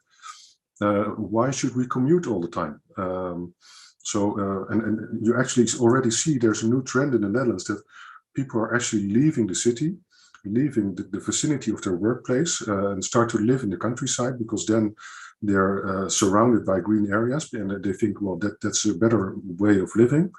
And they say, well, before COVID happened, I used to go to work for 5 days a week and commuted by train or be in a traffic jam for ages, 5 times a week, twice a day. Why do that? Because, well, look at this meeting today. We're here sitting in I don't know how many countries, but we're here together and being just almost as productive as we could have been if we would have met in Portugal. And that's changing and it's changing us. So I had meetings myself, so live meetings, and then people were showing PowerPoints, and we were looking at one another and questioning ourselves, well, why are we looking at this screen, whereas we could have stayed at home and looked at the same screen as well. So, and that's changing. So people are going away from the city and going to live somewhere else and say, okay, well, maybe I'll go once or twice a week to the office, but most of the time I'll be working from home. And because of that well, it leads to re-evaluating many of the policy outlines in the Novi. So the importance of mobility and the pressure of building or broadening new highways, well, why should we? Because, well, we haven't had much of those traffic jams last year. And if this will continue, well, then most of our highways are sufficient.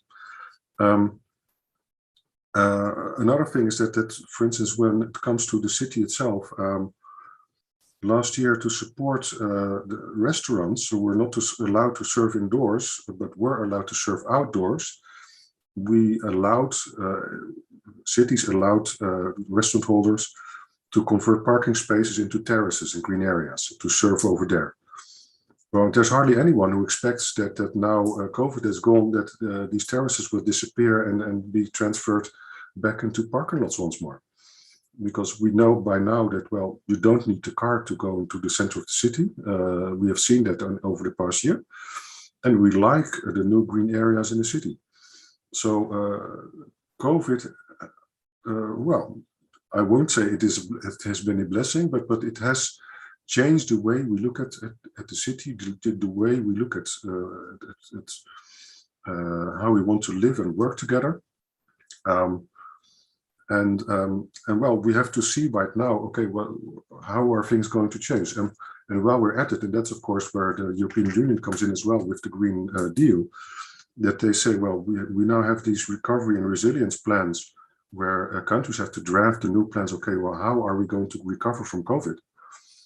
And there's money available for that as well. But the discussions are going on right now. Okay, how are we going to do that? So are we going to invest new budgets into renovation of buildings, for instance? Because, well, now we've been working from home. We have discovered that, well, at least here in the north of Europe, sometimes it can be pretty cold indoors at your home because, well, before, well, you were working at the office, so you didn't know that much. But after working from home for a year and a half, then you know, well, we have to invest in renovation, for instance.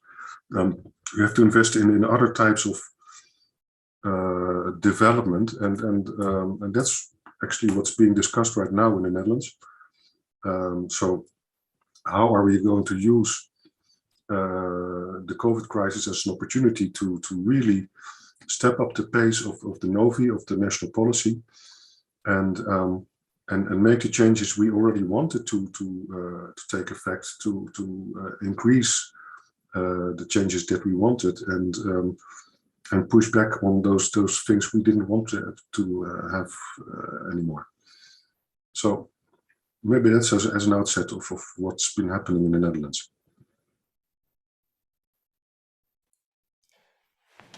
Thank you, Robert.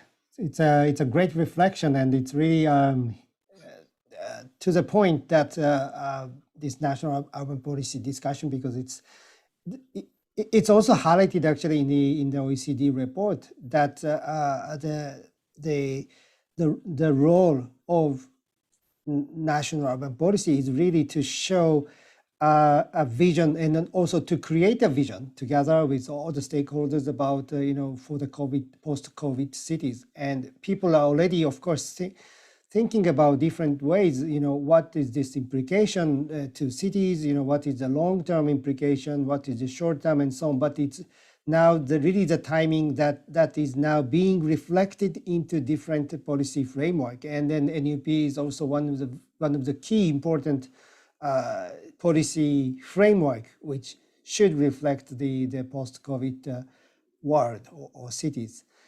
I think now it's the best moment to go to Didier to receive your reflection. Sure. Please, thank you. the floor is yours.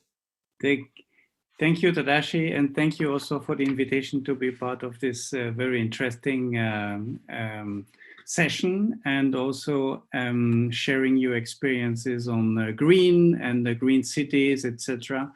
I would like to address here the next 5 minutes I have with the experience from the practitioner, right? So I am based in Munich, teaching in Brussels, and leading the ISOCARP Institute in the Netherlands. So a little bit sharing the three identities I have here in my head.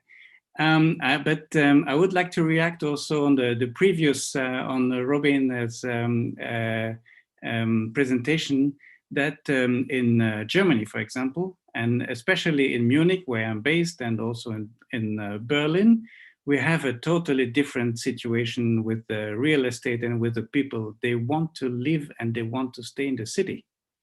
And the situation is catastrophic. I mean, really, it's a very, very dangerous sometimes. Last week, we had fighting people in the street because they want to stay in the city and they don't want to go outside, etc. So it's a bit different situation maybe than in the Netherlands. Huh? So they don't want they know that there is they would like to stay home. They would like to use this COVID situation, etc. But they like their environment and this urban environment. So, but as from the practitioner, I'm not sure if everybody is aware that we are in the climate crisis and a tipping point. And this is, I think, one key message also the national urban policy should convey and tell the national states and the local municipalities that maybe 2045 is maybe too late. So what we need is we need to take action immediately, right? And we need also to accelerate and scale up all the intervention and all the ideas we can see also in Italy and Portugal, etc. But I have the feeling as a practitioner that most of the people are not aware about the challenges. So the problem of awareness is quite crucial here. I have the experience, or I have the chance to support municipalities here in Germany and to help them with their land use plans and strategic plans, etc. Most of the municipalities are not aware of about the SDGs. They don't know what to do with that. They are still thinking about a growth. They're still thinking about the growing process. How much hectares can we still build? How much surface can we still, artificialize? And this is still this is maybe a problem, and this could be something which could be really mentioned and really emphasized in the national urban policies, right? And if you look at Germany, for example, we are still artificializing 52 hectares of land per day. I mean, 52 hectares, it's a lot. And it is much more than the Netherlands. And it is much more, I think, that Italy. This is because of the national policy is not giving the right framework, to this thing. So it is included, but again, I mean, local municipalities are simply deciding what they want. So the key point of awareness, not only awareness of local municipalities, but awareness of all the people. What are we facing in the next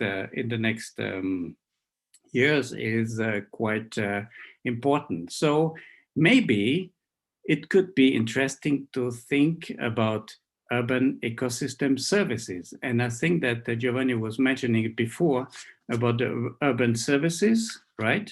But maybe think about a little bit more the whole ecosystem. So the urban ecosystem services, what does it mean for a city?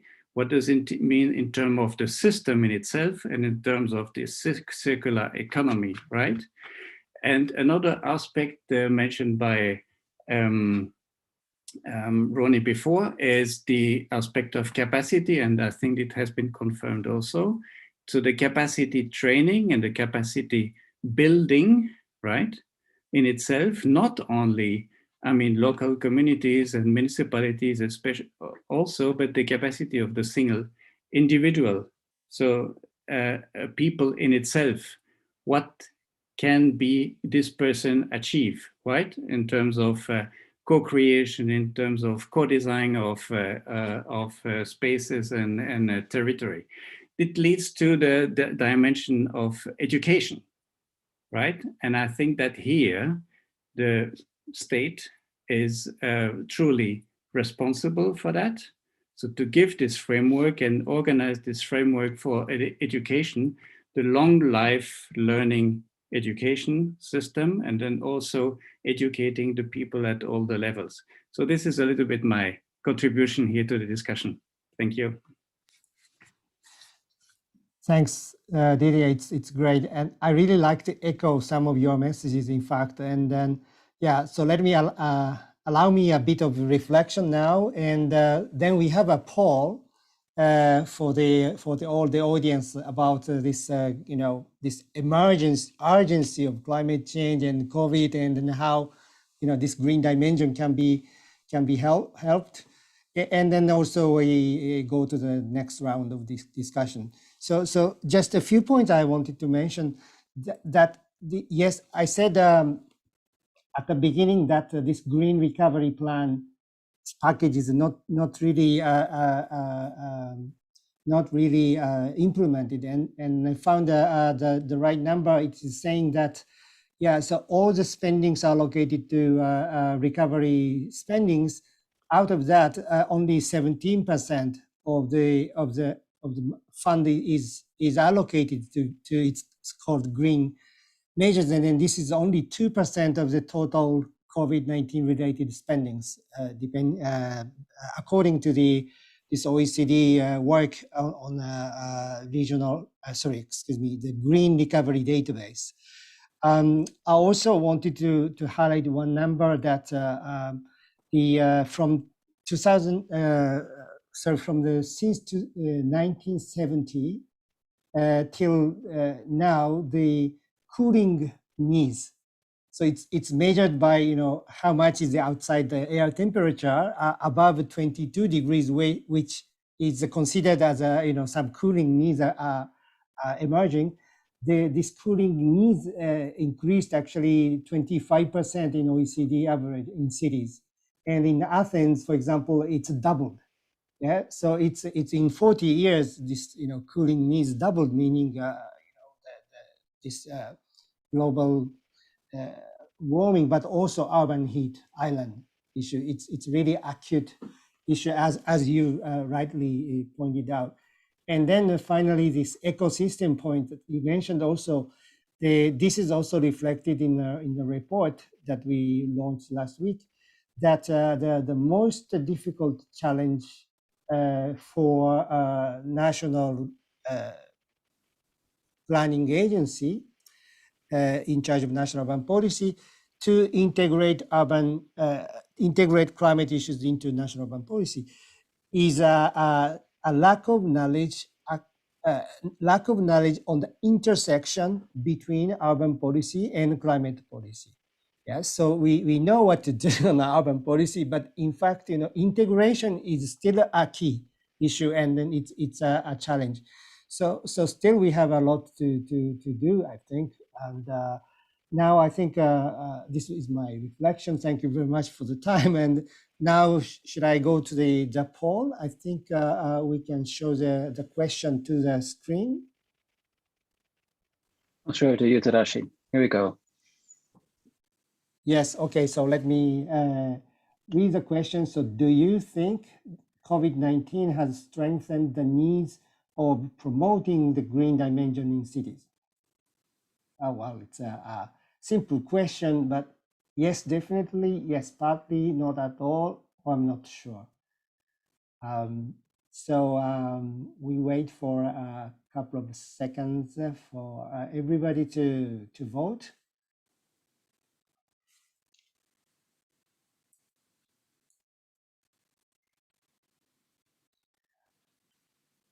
Maybe a few more seconds, and shall we show the result? Yeah, let's do that, Tadashi. Here you go. Great. So it's definitely yes. But I would also again repeat what Didier said. It's not 100% obvious, right? This COVID-19 and the green dimension, it's because of yes, the immediate needs for economic recovery or the lack of funding for government and so on. So that needs, yes, maybe it's obvious, but if it's really connected to the action, it's not. It's a different thing, I guess. So I think, Mart, shall we go to the second round of discussion now? Yes, indeed. Let's do that, Yes. Tadashi. And you almost already introduced the second round, which is indeed about, let's say, lessons that we can draw from the experience with the COVID pandemic.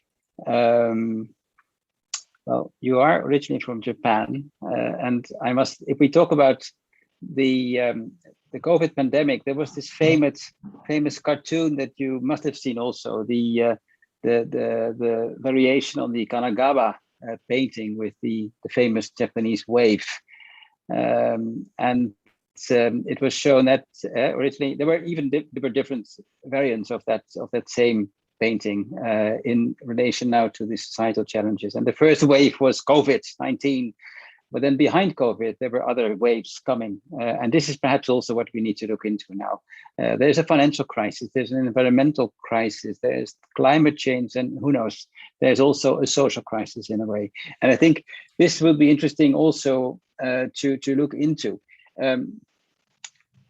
We have seen, and Robert Dijkhuis just mentioned indeed some of these examples, that we have now more than 1 year, over a year experience dealing with the COVID pandemic, and we dramatically changed the way we work and live and use also urban spaces. We commute less, we walk more, we use our bikes, we have a different appreciation of public spaces.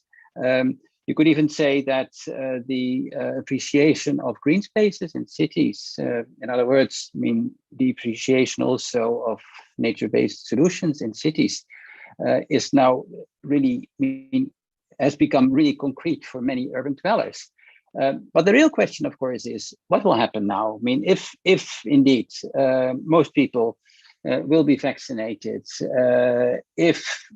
I receive already, to give you an example, so many publicity from travel agencies, from flight companies. I saw the prices. You can now indeed book a flight ticket for the south of Spain for 30 euros. How much I love to go to Spain or to Portugal or to whatever other country in Europe. This is insane, of course, in a way. Let's be honest about that.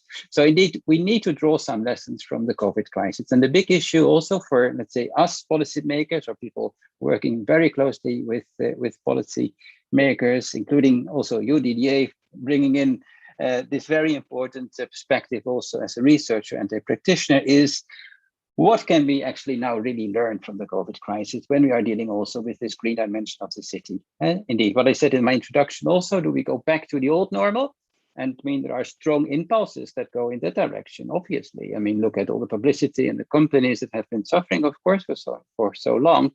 Or indeed, can we draw lessons? I think there will be a couple of changes, of course, that are perhaps obvious about the way we work and live. But still, I think what could you do also at the national level to really, let's say, take this idea, which is the subtitle also of this Leipzig Charter, the transformative power of cities, to really take it seriously and to work towards what is often referred to as a systemic change in society. Because indeed, Didier, I think I totally agree with you. 2030 is tomorrow. And 2050 is the day after tomorrow in that perspective. And I said also that there is this pressure from society, and there is this huge ambition at the same time with the European Green Deal. But indeed, I see already some hands raised. I like that because I would like really to have a vivid discussion, and I would also like to. I'm looking here at the Q&A on my screens. I would like to involve the audience as well, to have this discussion now indeed on what we can learn from the climate crisis. May I start with you, Roni, and then I'll give the floor to Robert. And please, I see Giovanni also wants to take the floor. Perfect. You first, Roni. Thank you. Just a short comment. I think that, Israel, we had, so we have the majority of our population, especially above 18 or 16 already vaccinated. So I think that in a way, maybe we provide a glimpse to the future. And I have to, and not necessarily one country's experience is similar to another, but what we have experienced over the last 2 months of going back to normal is also going back to the dark side of normal. And the congestion has come back. Commuting has come back. Robert, you said, why work in the office? I may ask the same, but I'm right now at my office, and I commute daily. And when I commuted to the, so during the COVID crisis, when I drove to the office, I took my car and not public transportation because I was a little bit scared. So it took me about 50 minutes. I commute from Tel Aviv to Jerusalem. And then, so right now I take public transportation. It takes me, I'm embarrassed to say how long to commute. It's 1.5 hours each direction on a good day. So really, so in a way, it takes, so I think that as human beings, we have a tendency to go back to the old habits. And I think that, and during the COVID crisis, I think that a lot of people have abandoned public transportation. I came back to the trains, but not everybody did. A lot of people purchased cars, and then why just let the car stay in the parking lot all day long? So I think that there's a good, I mean, restaurants are open, we're out and about, everything is great. Tel Aviv is hustling and bustling, but as Didier said, I think you mentioned that right in Munich. So in Tel Aviv also prices are going up. So the fear that maybe we had about the death of density or death of urban life is, we don't see it anymore. So for good and for worse. So I think that we have to work hard to preserve what we learned, because it's very easy to go back to not the best kind of normality that we had before. So just a glimpse of life here. Okay, thanks, Ronnie. Let's move to Robert and then Giovanni. Well, I'd like to echo what DJ said, that climate is tipping point. And also what you said about the free waves cartoon, that, well, okay, COVID was just a small wave, but now the big waves are coming, and the big waves are climate and biodiversity. And I really do agree that everybody who says that, okay, COVID was nice, but you ain't seen nothing yet, actually. And that's the issue. And also I agree with what DJ said, is that, well, we have to raise awareness. So that was mostly also why my position was created, actually, after the announcement of the European Green Deal. So we now have the European Green Deal, and in 2 weeks' time, the European Commission will announce the first set of policy measures to be taken to implement the Green Deal. So we have set, of course, a very ambitious agenda to say, okay, well, in 2050, we want to be fully climate neutral, and by 2030, we want to have eradicated 55% of CO2 emissions. Well, that's a very ambitious road to take. And so on the 14th of July, Commissioner Timmermans will announce 30 different legislation trajectories where, well, a lot of things will change.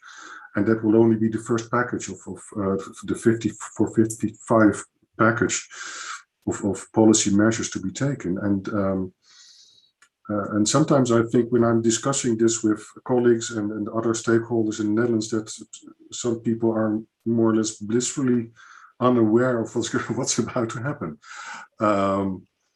But there's a lot are going to happen, yes. And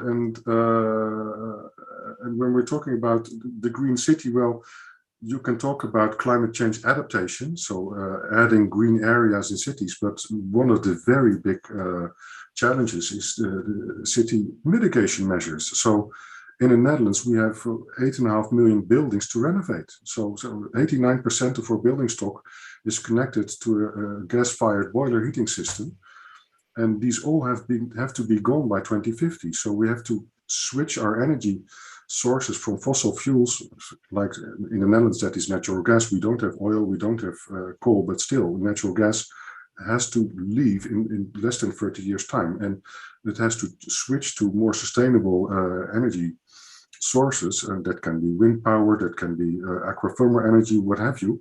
And yes, as was mentioned also by Tadashi, I think it's also for the Netherlands, not just heating, but also cooling. So the demand for additional energy is rising because of climate change, and the sources have to be sustainable. So yes, there is going to happen very, very much in the next decade, actually. And so we have set out in the National Climate Ambition that by 2030, we will have renovated 1.5 million buildings. Well, that's enormous. And yes, we have to start today, not tomorrow. Yes, today, and most people don't really know that yet. So, and for that, in that respect, I actually don't think it was very smart of the European Commission to announce their package on the 14th of July, which is, of course, for France, it's a specific day, but for most people, their vacation is about to start. So people are thinking, okay, well, oh, this is all a nice announcement. Oh, well, let's go on vacation first. Whereas this is very serious and we have to act directly afterwards. And well, that's going to happen. Thank you. Do you also think, Robert, that even your government would need to change its political program? Because if we look at the statistics, indeed, I mean, the current government is paying, in a way, lip service to these high ambitions. But if we look at statistics, it shows a different picture, actually. So what do you if you look at the Dutch government, yes. So we have a national policy set out in 2019, where we said that in 2050 we want to be for 95% climate neutral, and by 2030 49% emissions reduction. So, but afterwards, of course, the Green Deal was announced, and there the ambitions are higher. So we knew by December that we had to step up the ambition. The thing is, of course, in the Netherlands that we had general elections last March, and since then we don't have a new coalition government. So currently we have a caretaker government who isn't really deciding on many new climate policy measures. Well, actually, they are debating it in cabinet just this week and last week, although they have a demissionary status, because they do feel that we have to act now. So we cannot allow the thing that we don't have a new missionary cabinet to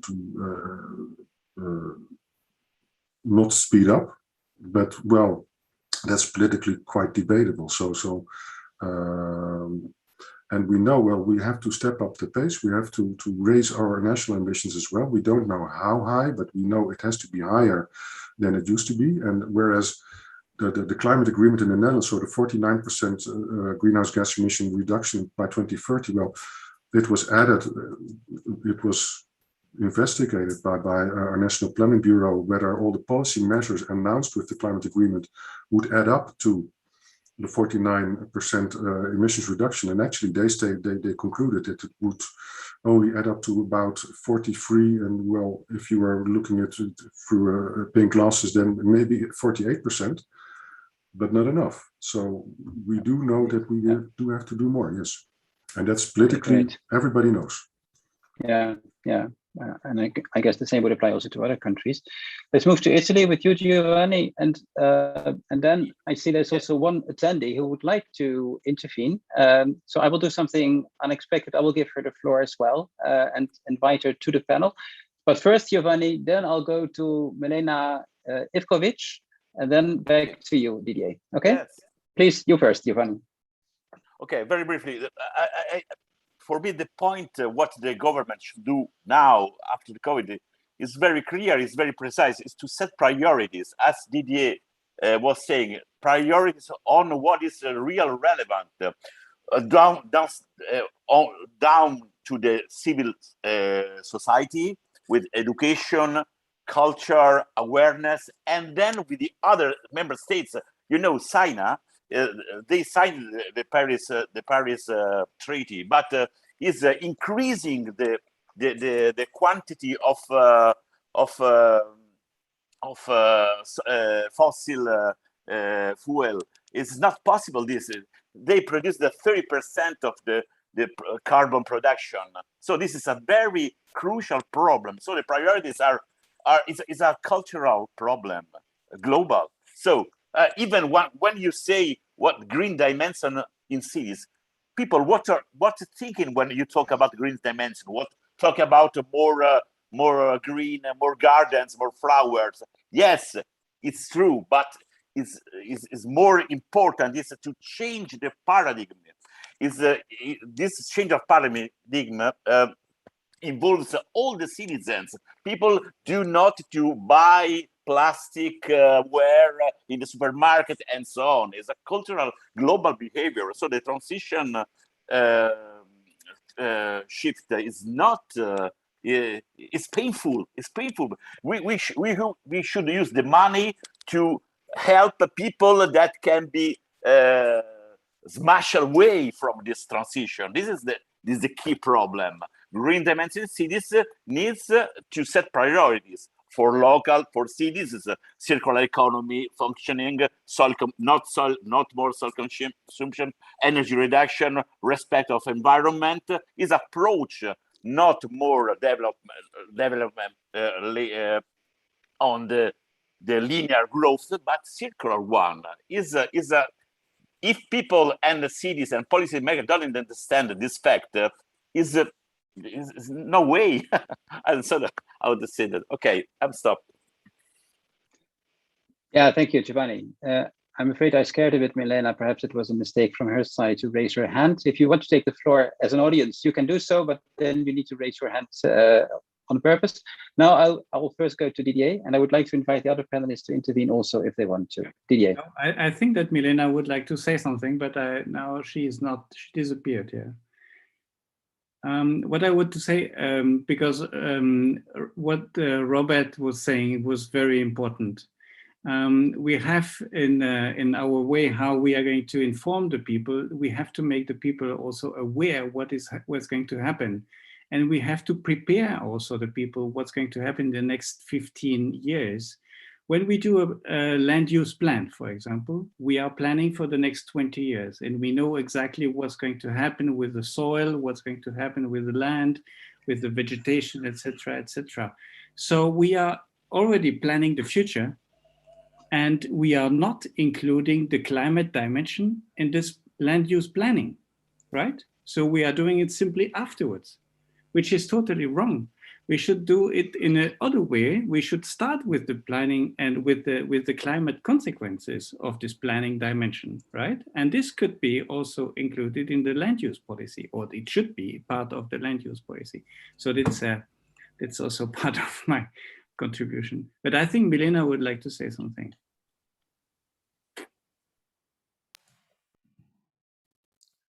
Can you invite? Okay, I see that.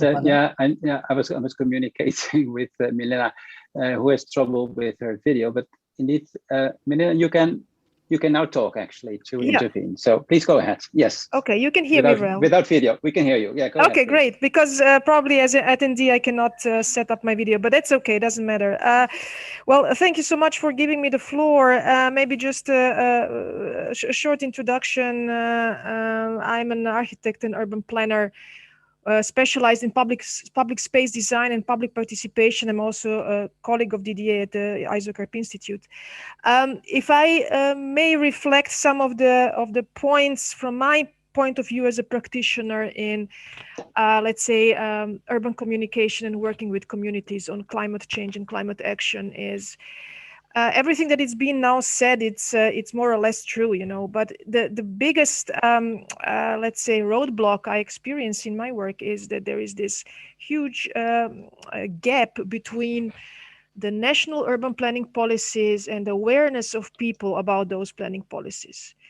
Somehow it's these highly sophisticated planning instruments are very difficult for ordinary people to grasp. So we just need some kind of new language to bridge this gap and really open up the discussion to people. When we talk about the climate change and climate action, what is possible for the individuals to do on the local level, and that's a neighborhood level, I have to say, you know, it's difficult for people to understand the concepts of urban policies which are on the national level. It's just too political for them. But on the local level, there is so much to do. And again, there is really this need to explain all these goals of the new urban agenda, the goal of the European Green Deal, to explain these good goals, which are more close to the hearts of people, so they can understand what the climate change means for their families, what it means for their work, what this urban heat island mean for their neighborhood. To listen to them, how do they explain this? How do they experience these troubles? And that's also a complete new set of data. We were speaking about data at the beginning. it's a completely new set of data that is still not fully explored, and that's data based on, let's say, human experiences of climate change. And that's just my reflection on the point. I hope you can take away something from that.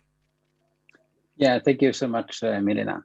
I know that Elisa Vilares also want to intervene, and I do see a question also in the chat that I would like to raise as well. So please, Elisa, you first. Thank you very much. I've listened to all of you, and I do agree with the issues of awareness, of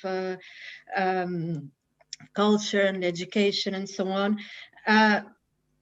What we're trying to do at the initiative that I present to you is to actually do that by action.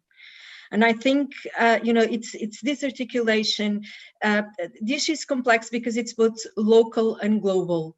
But by action oriented, by solution seeking, more than the overwhelming issue of climate change in of itself that seems very daunting to, if you come fully aware of it, you might not sleep for quite some days. But there's also another issue that I'd like to address, is that we cannot, first off, let me say that for years that I've worked in public policy, there's a principle that seems to be very explanatory of a lot of things that happen in public policy, which is to never underestimate the power of denial, which is very big.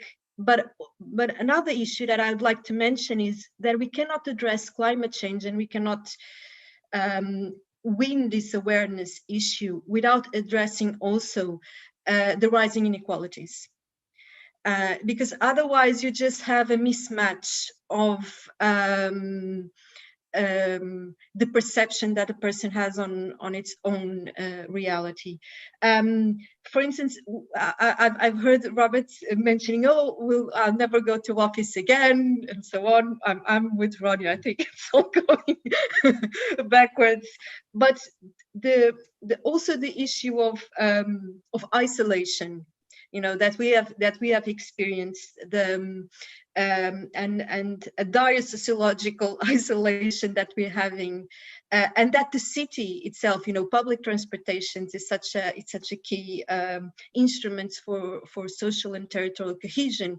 So we need to address this both simultaneously, in a sense that it can produce something that is inspiring and moving, and that we have a sense that we can act on, and not just a sense that everything is gonna get worse, And one of the main lessons that we take, at least I take from this COVID crisis, that if we're going to have a crisis after crisis after crisis with rising inequalities, it is unsustainable in of itself. It's not just environmentally unsustainable, it's socially unsustainable. And I've been reflecting, for instance, the should or should we not use apocalyptical wording in our discourse? And now we're thinking, one of the issues is what is one of the social greatest impact that we're going to have worldwide and global wide, and we already experiencing it in our cities, is an exodus of people moving outside of areas that, due to climate change, have become too precarious for them to live on. So this is already a motion that is happening, and it has a political and a social consequence of this. So we need to find a way to articulate the global and the local and the environmental issues with inequalities, because otherwise the nightmare is not just going to be climate change, it's going to be political and social in itself.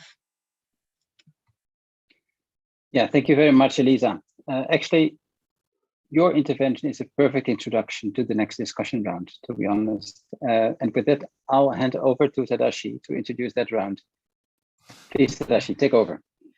Yes, so great that we came to this place, people-centered social justice and inclusion, because all the measures. Also, Giovanni mentioned the priority. This is a keyword I understand.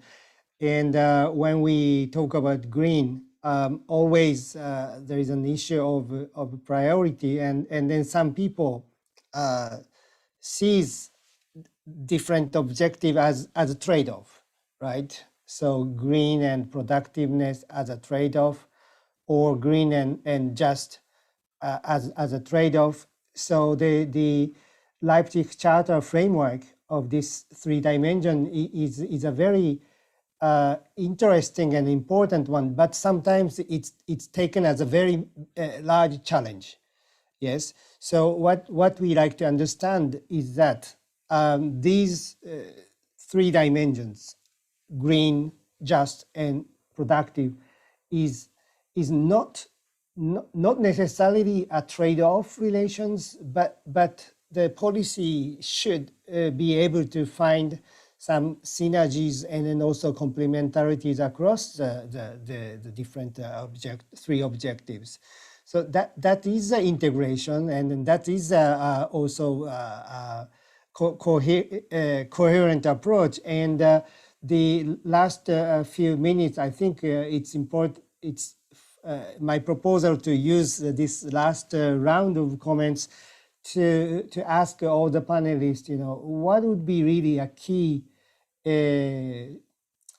how can I say, key issues or key policies or key solutions even to integrate these 3 dimensions, and of course linking with the role of national urban policy.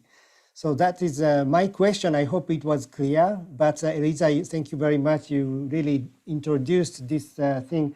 And just checking the time, I think this could be probably the last round of comment from all the panelists. And then Martin and I will close of this for 3 days of this event.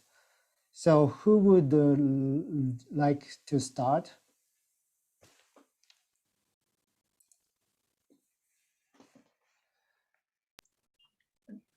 I can briefly note. Ronnie, yeah, thank you very much.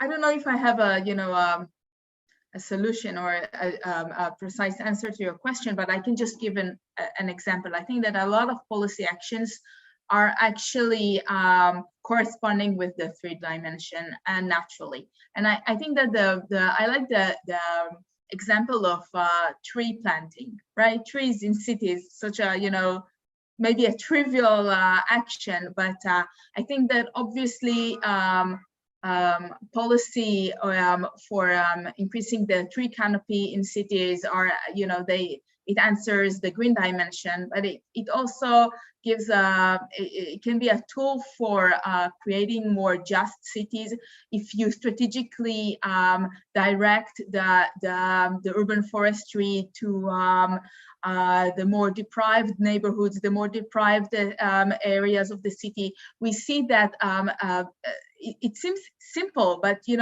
trees raise, they encourage economic activities, commerce, increase even the value of assets. They create opportunities, for people to walk, to enjoy the public spaces, and in those deprived neighborhoods, people may not have air conditioning. We see the reports coming in from Canada and the States about, about hundreds of people dying from this heat wave, and we know that this would not be the last one, and this deaths are very much not, it's very unequally spread throughout the city. And when we see maps of tree canopies in cities, we see that the trees are not, are not equally spread. So I think that so trees can be a driver for economic activity, as well as for creating a more for inclusion, or for bettering the lives of people in more deprived neighborhoods. So I think this is, I like this because trees are really, this is a very maybe trivial, maybe mundane example, but I think that they answer all 3 dimensions. Thank you, Ronnie. It's indeed this is one of the examples that how to connect the different objectives by a concrete action agenda.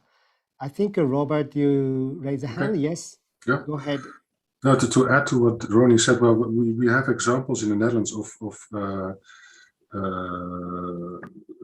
aerial photographs, making heat photographs of cities, and then looking at heat islands and heat stress building up. And well, we know by now that urban areas can be 6 degrees centigrade hotter than the rural countryside just 4 kilometers away. So, and we know by now as well through this research that if you plant trees, then that temperature difference might drop for 4 to even 6 degrees. So yes, that's one very easy example to talk with the local population. Say, okay, well, let's plant trees. Let's also organize wadis for climate change adaptation. So when there's a heavy rainfall, then we know that we have some water catching systems, so that not just like what happened yesterday in the Netherlands in Limburg, that much of the cellars are being flooded through heavy rainfall, because that will change as well. And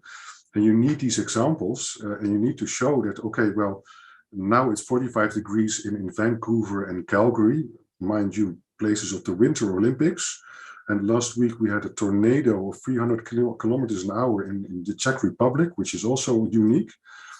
But those kinds of climatic changes can strike everywhere. So we know that we have to adapt our cities to these kinds of conditions. And well, you have to know, you have to use those kinds of examples and show that, okay, well, if we would take these kinds of measures, then the disaster will not be as high as it could have been.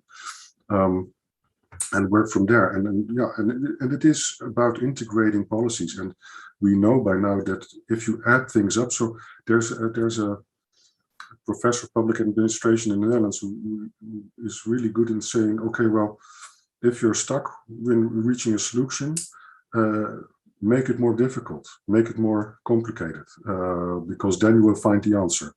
And that's more or less what we have done in the Netherlands as well with the NOVI, so with the National Environmental Vision. So we have added up all the different challenges we face and made it into one big national vision, which is exchanging all the different visions together. And then you do come with new solutions, adding up solutions which you did not achieve when you were looking through columns and silos.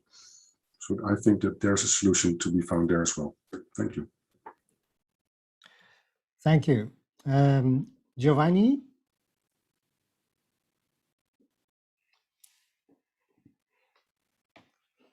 Maybe in excuse me. In 1 minute. Okay, very okay. I don't know. In general, probably I can give three points to operative to do. One is try to combine intervention and policies, mainstream and base place policies. This can help. Mainstream like energy communities at neighborhood level, local level, but also base-placed policies that can enhance the capital, territorial capital and local capital. This can help. The second, territorial strategies, because most can be resolved at territorial level. For instance, commuting between cities, decentralization, redistribution of central function among cities, among territories, and then a vertical and horizontal subsidiarity between public and private, innovative and collaborative approach, trying to overcome the silos, like Robert was saying, and interacting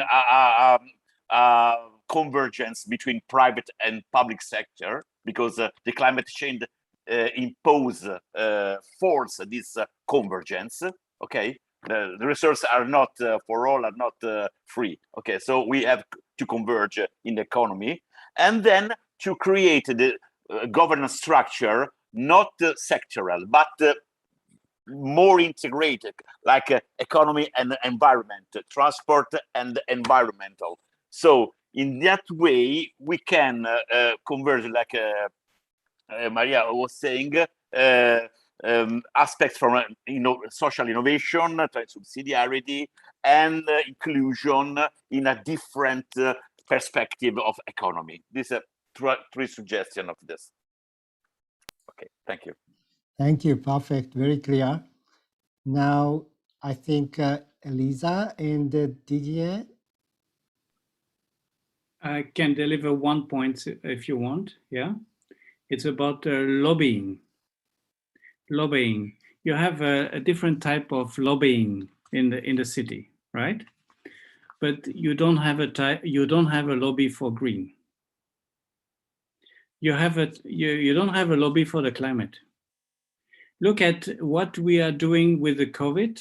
Within 2 years' time, the society, the humanity in itself, is solving the problem, right? Within 2 years, in a sense that we are including research, funding, new technologies, etc., and solving the problem.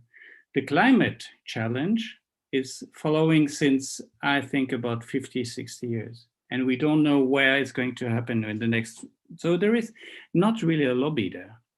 If the humanity would be able to solve this and decide to solve it, we may also solve it in a very short time. But in my opinion, there is a sense of absence of lobby there. But it is my opinion.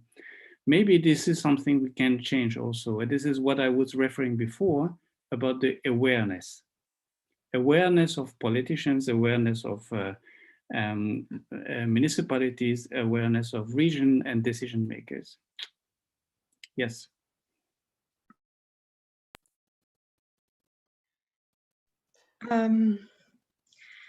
So what I've been thinking of in the past, in this COVID year, and not traveling, but still spending energy,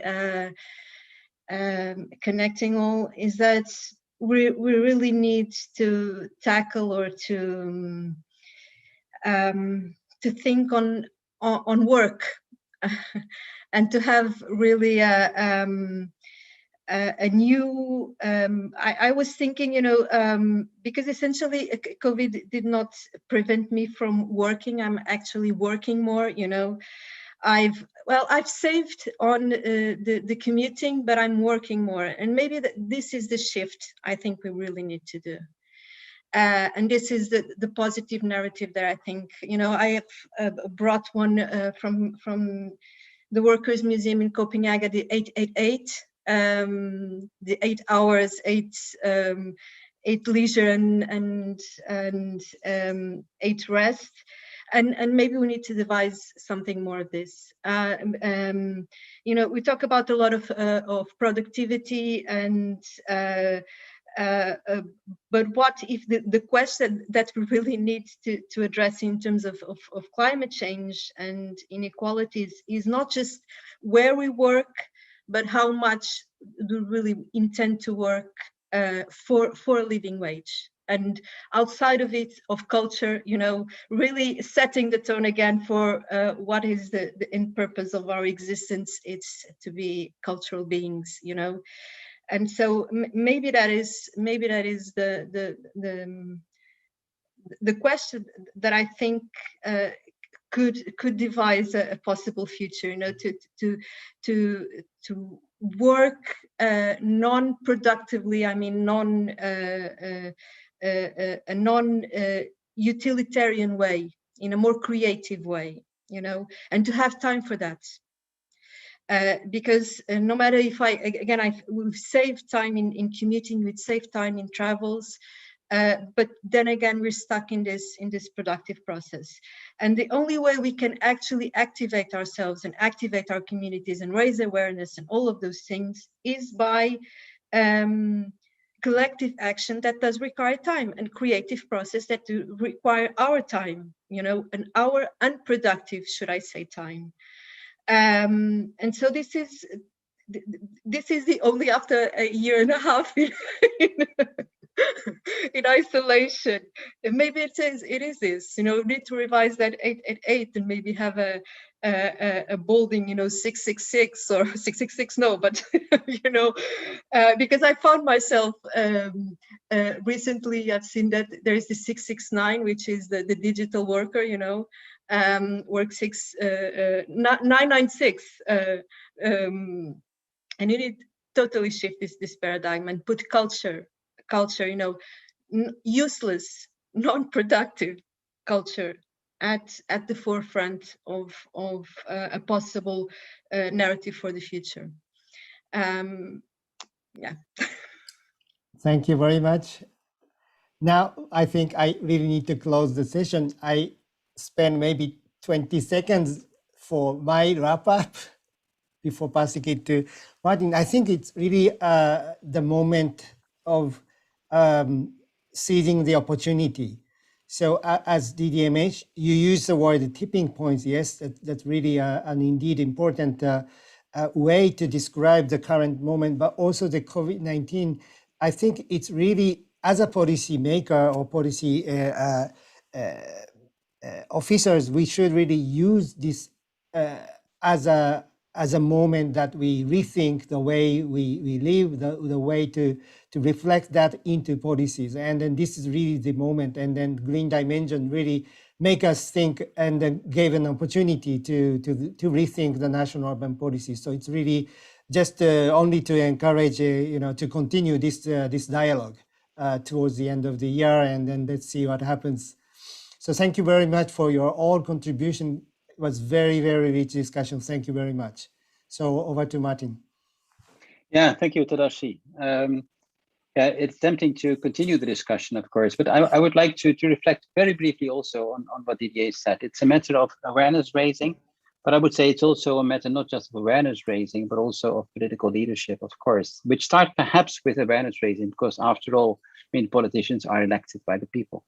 And that actually brings us also to the question, what can we do ourselves? In our different capacities, working for ministries, working for the city, working as a practitioner, teaching at university, educating students, of course.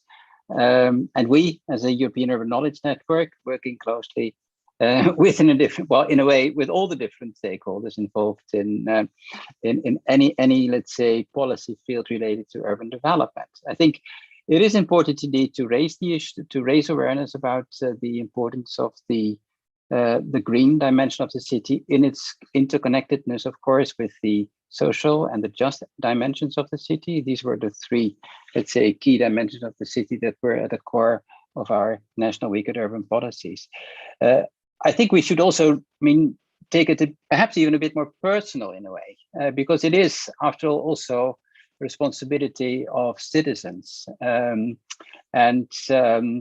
We talk so much about this topic, indeed, but we talk very much about it. I think it's also time to act, to change our own behavior in a way. And we can do a lot of ourselves, of course. We can think of tourism, we can think of different ways we commute, and perhaps in that sense also we can learn from the COVID pandemic. I think it's really, in that sense, also very important to reflect upon ourselves and to take that also up to a personal level, and not just, let's say, from a I don't want to blame anyone in the panel or in the audience, of course, but I would say as only at the level of policy making.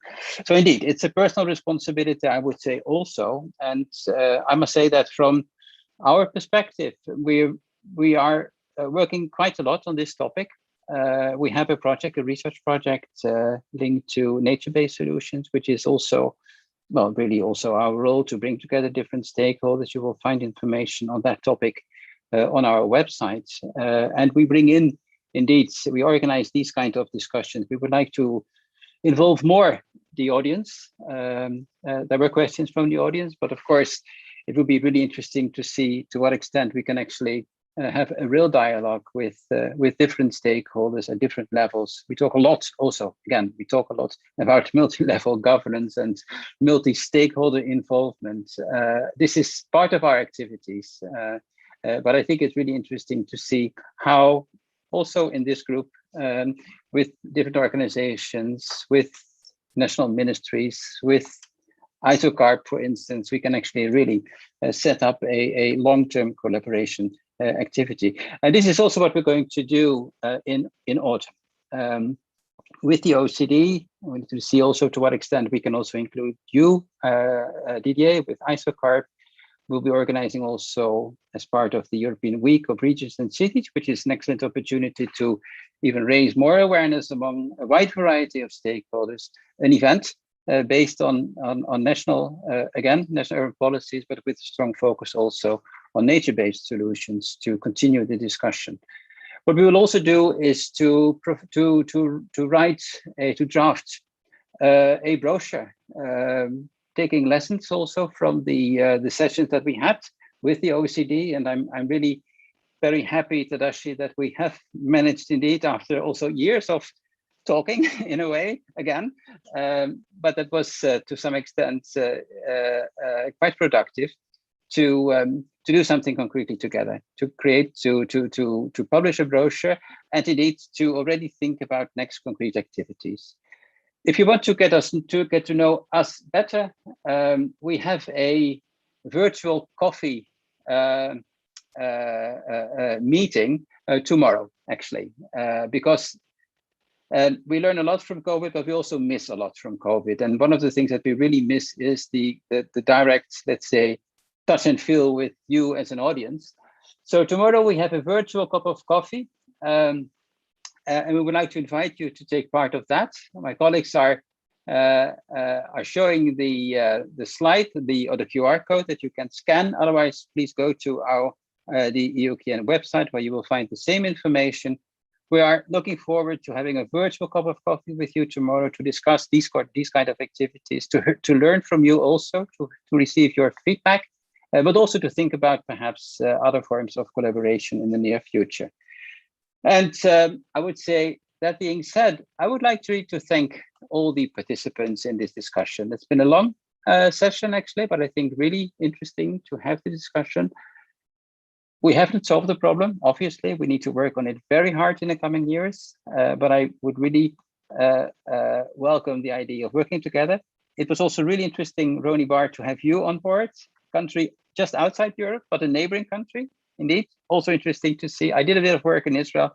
It was really interesting also to do to see how we can also intensify our collaboration with you.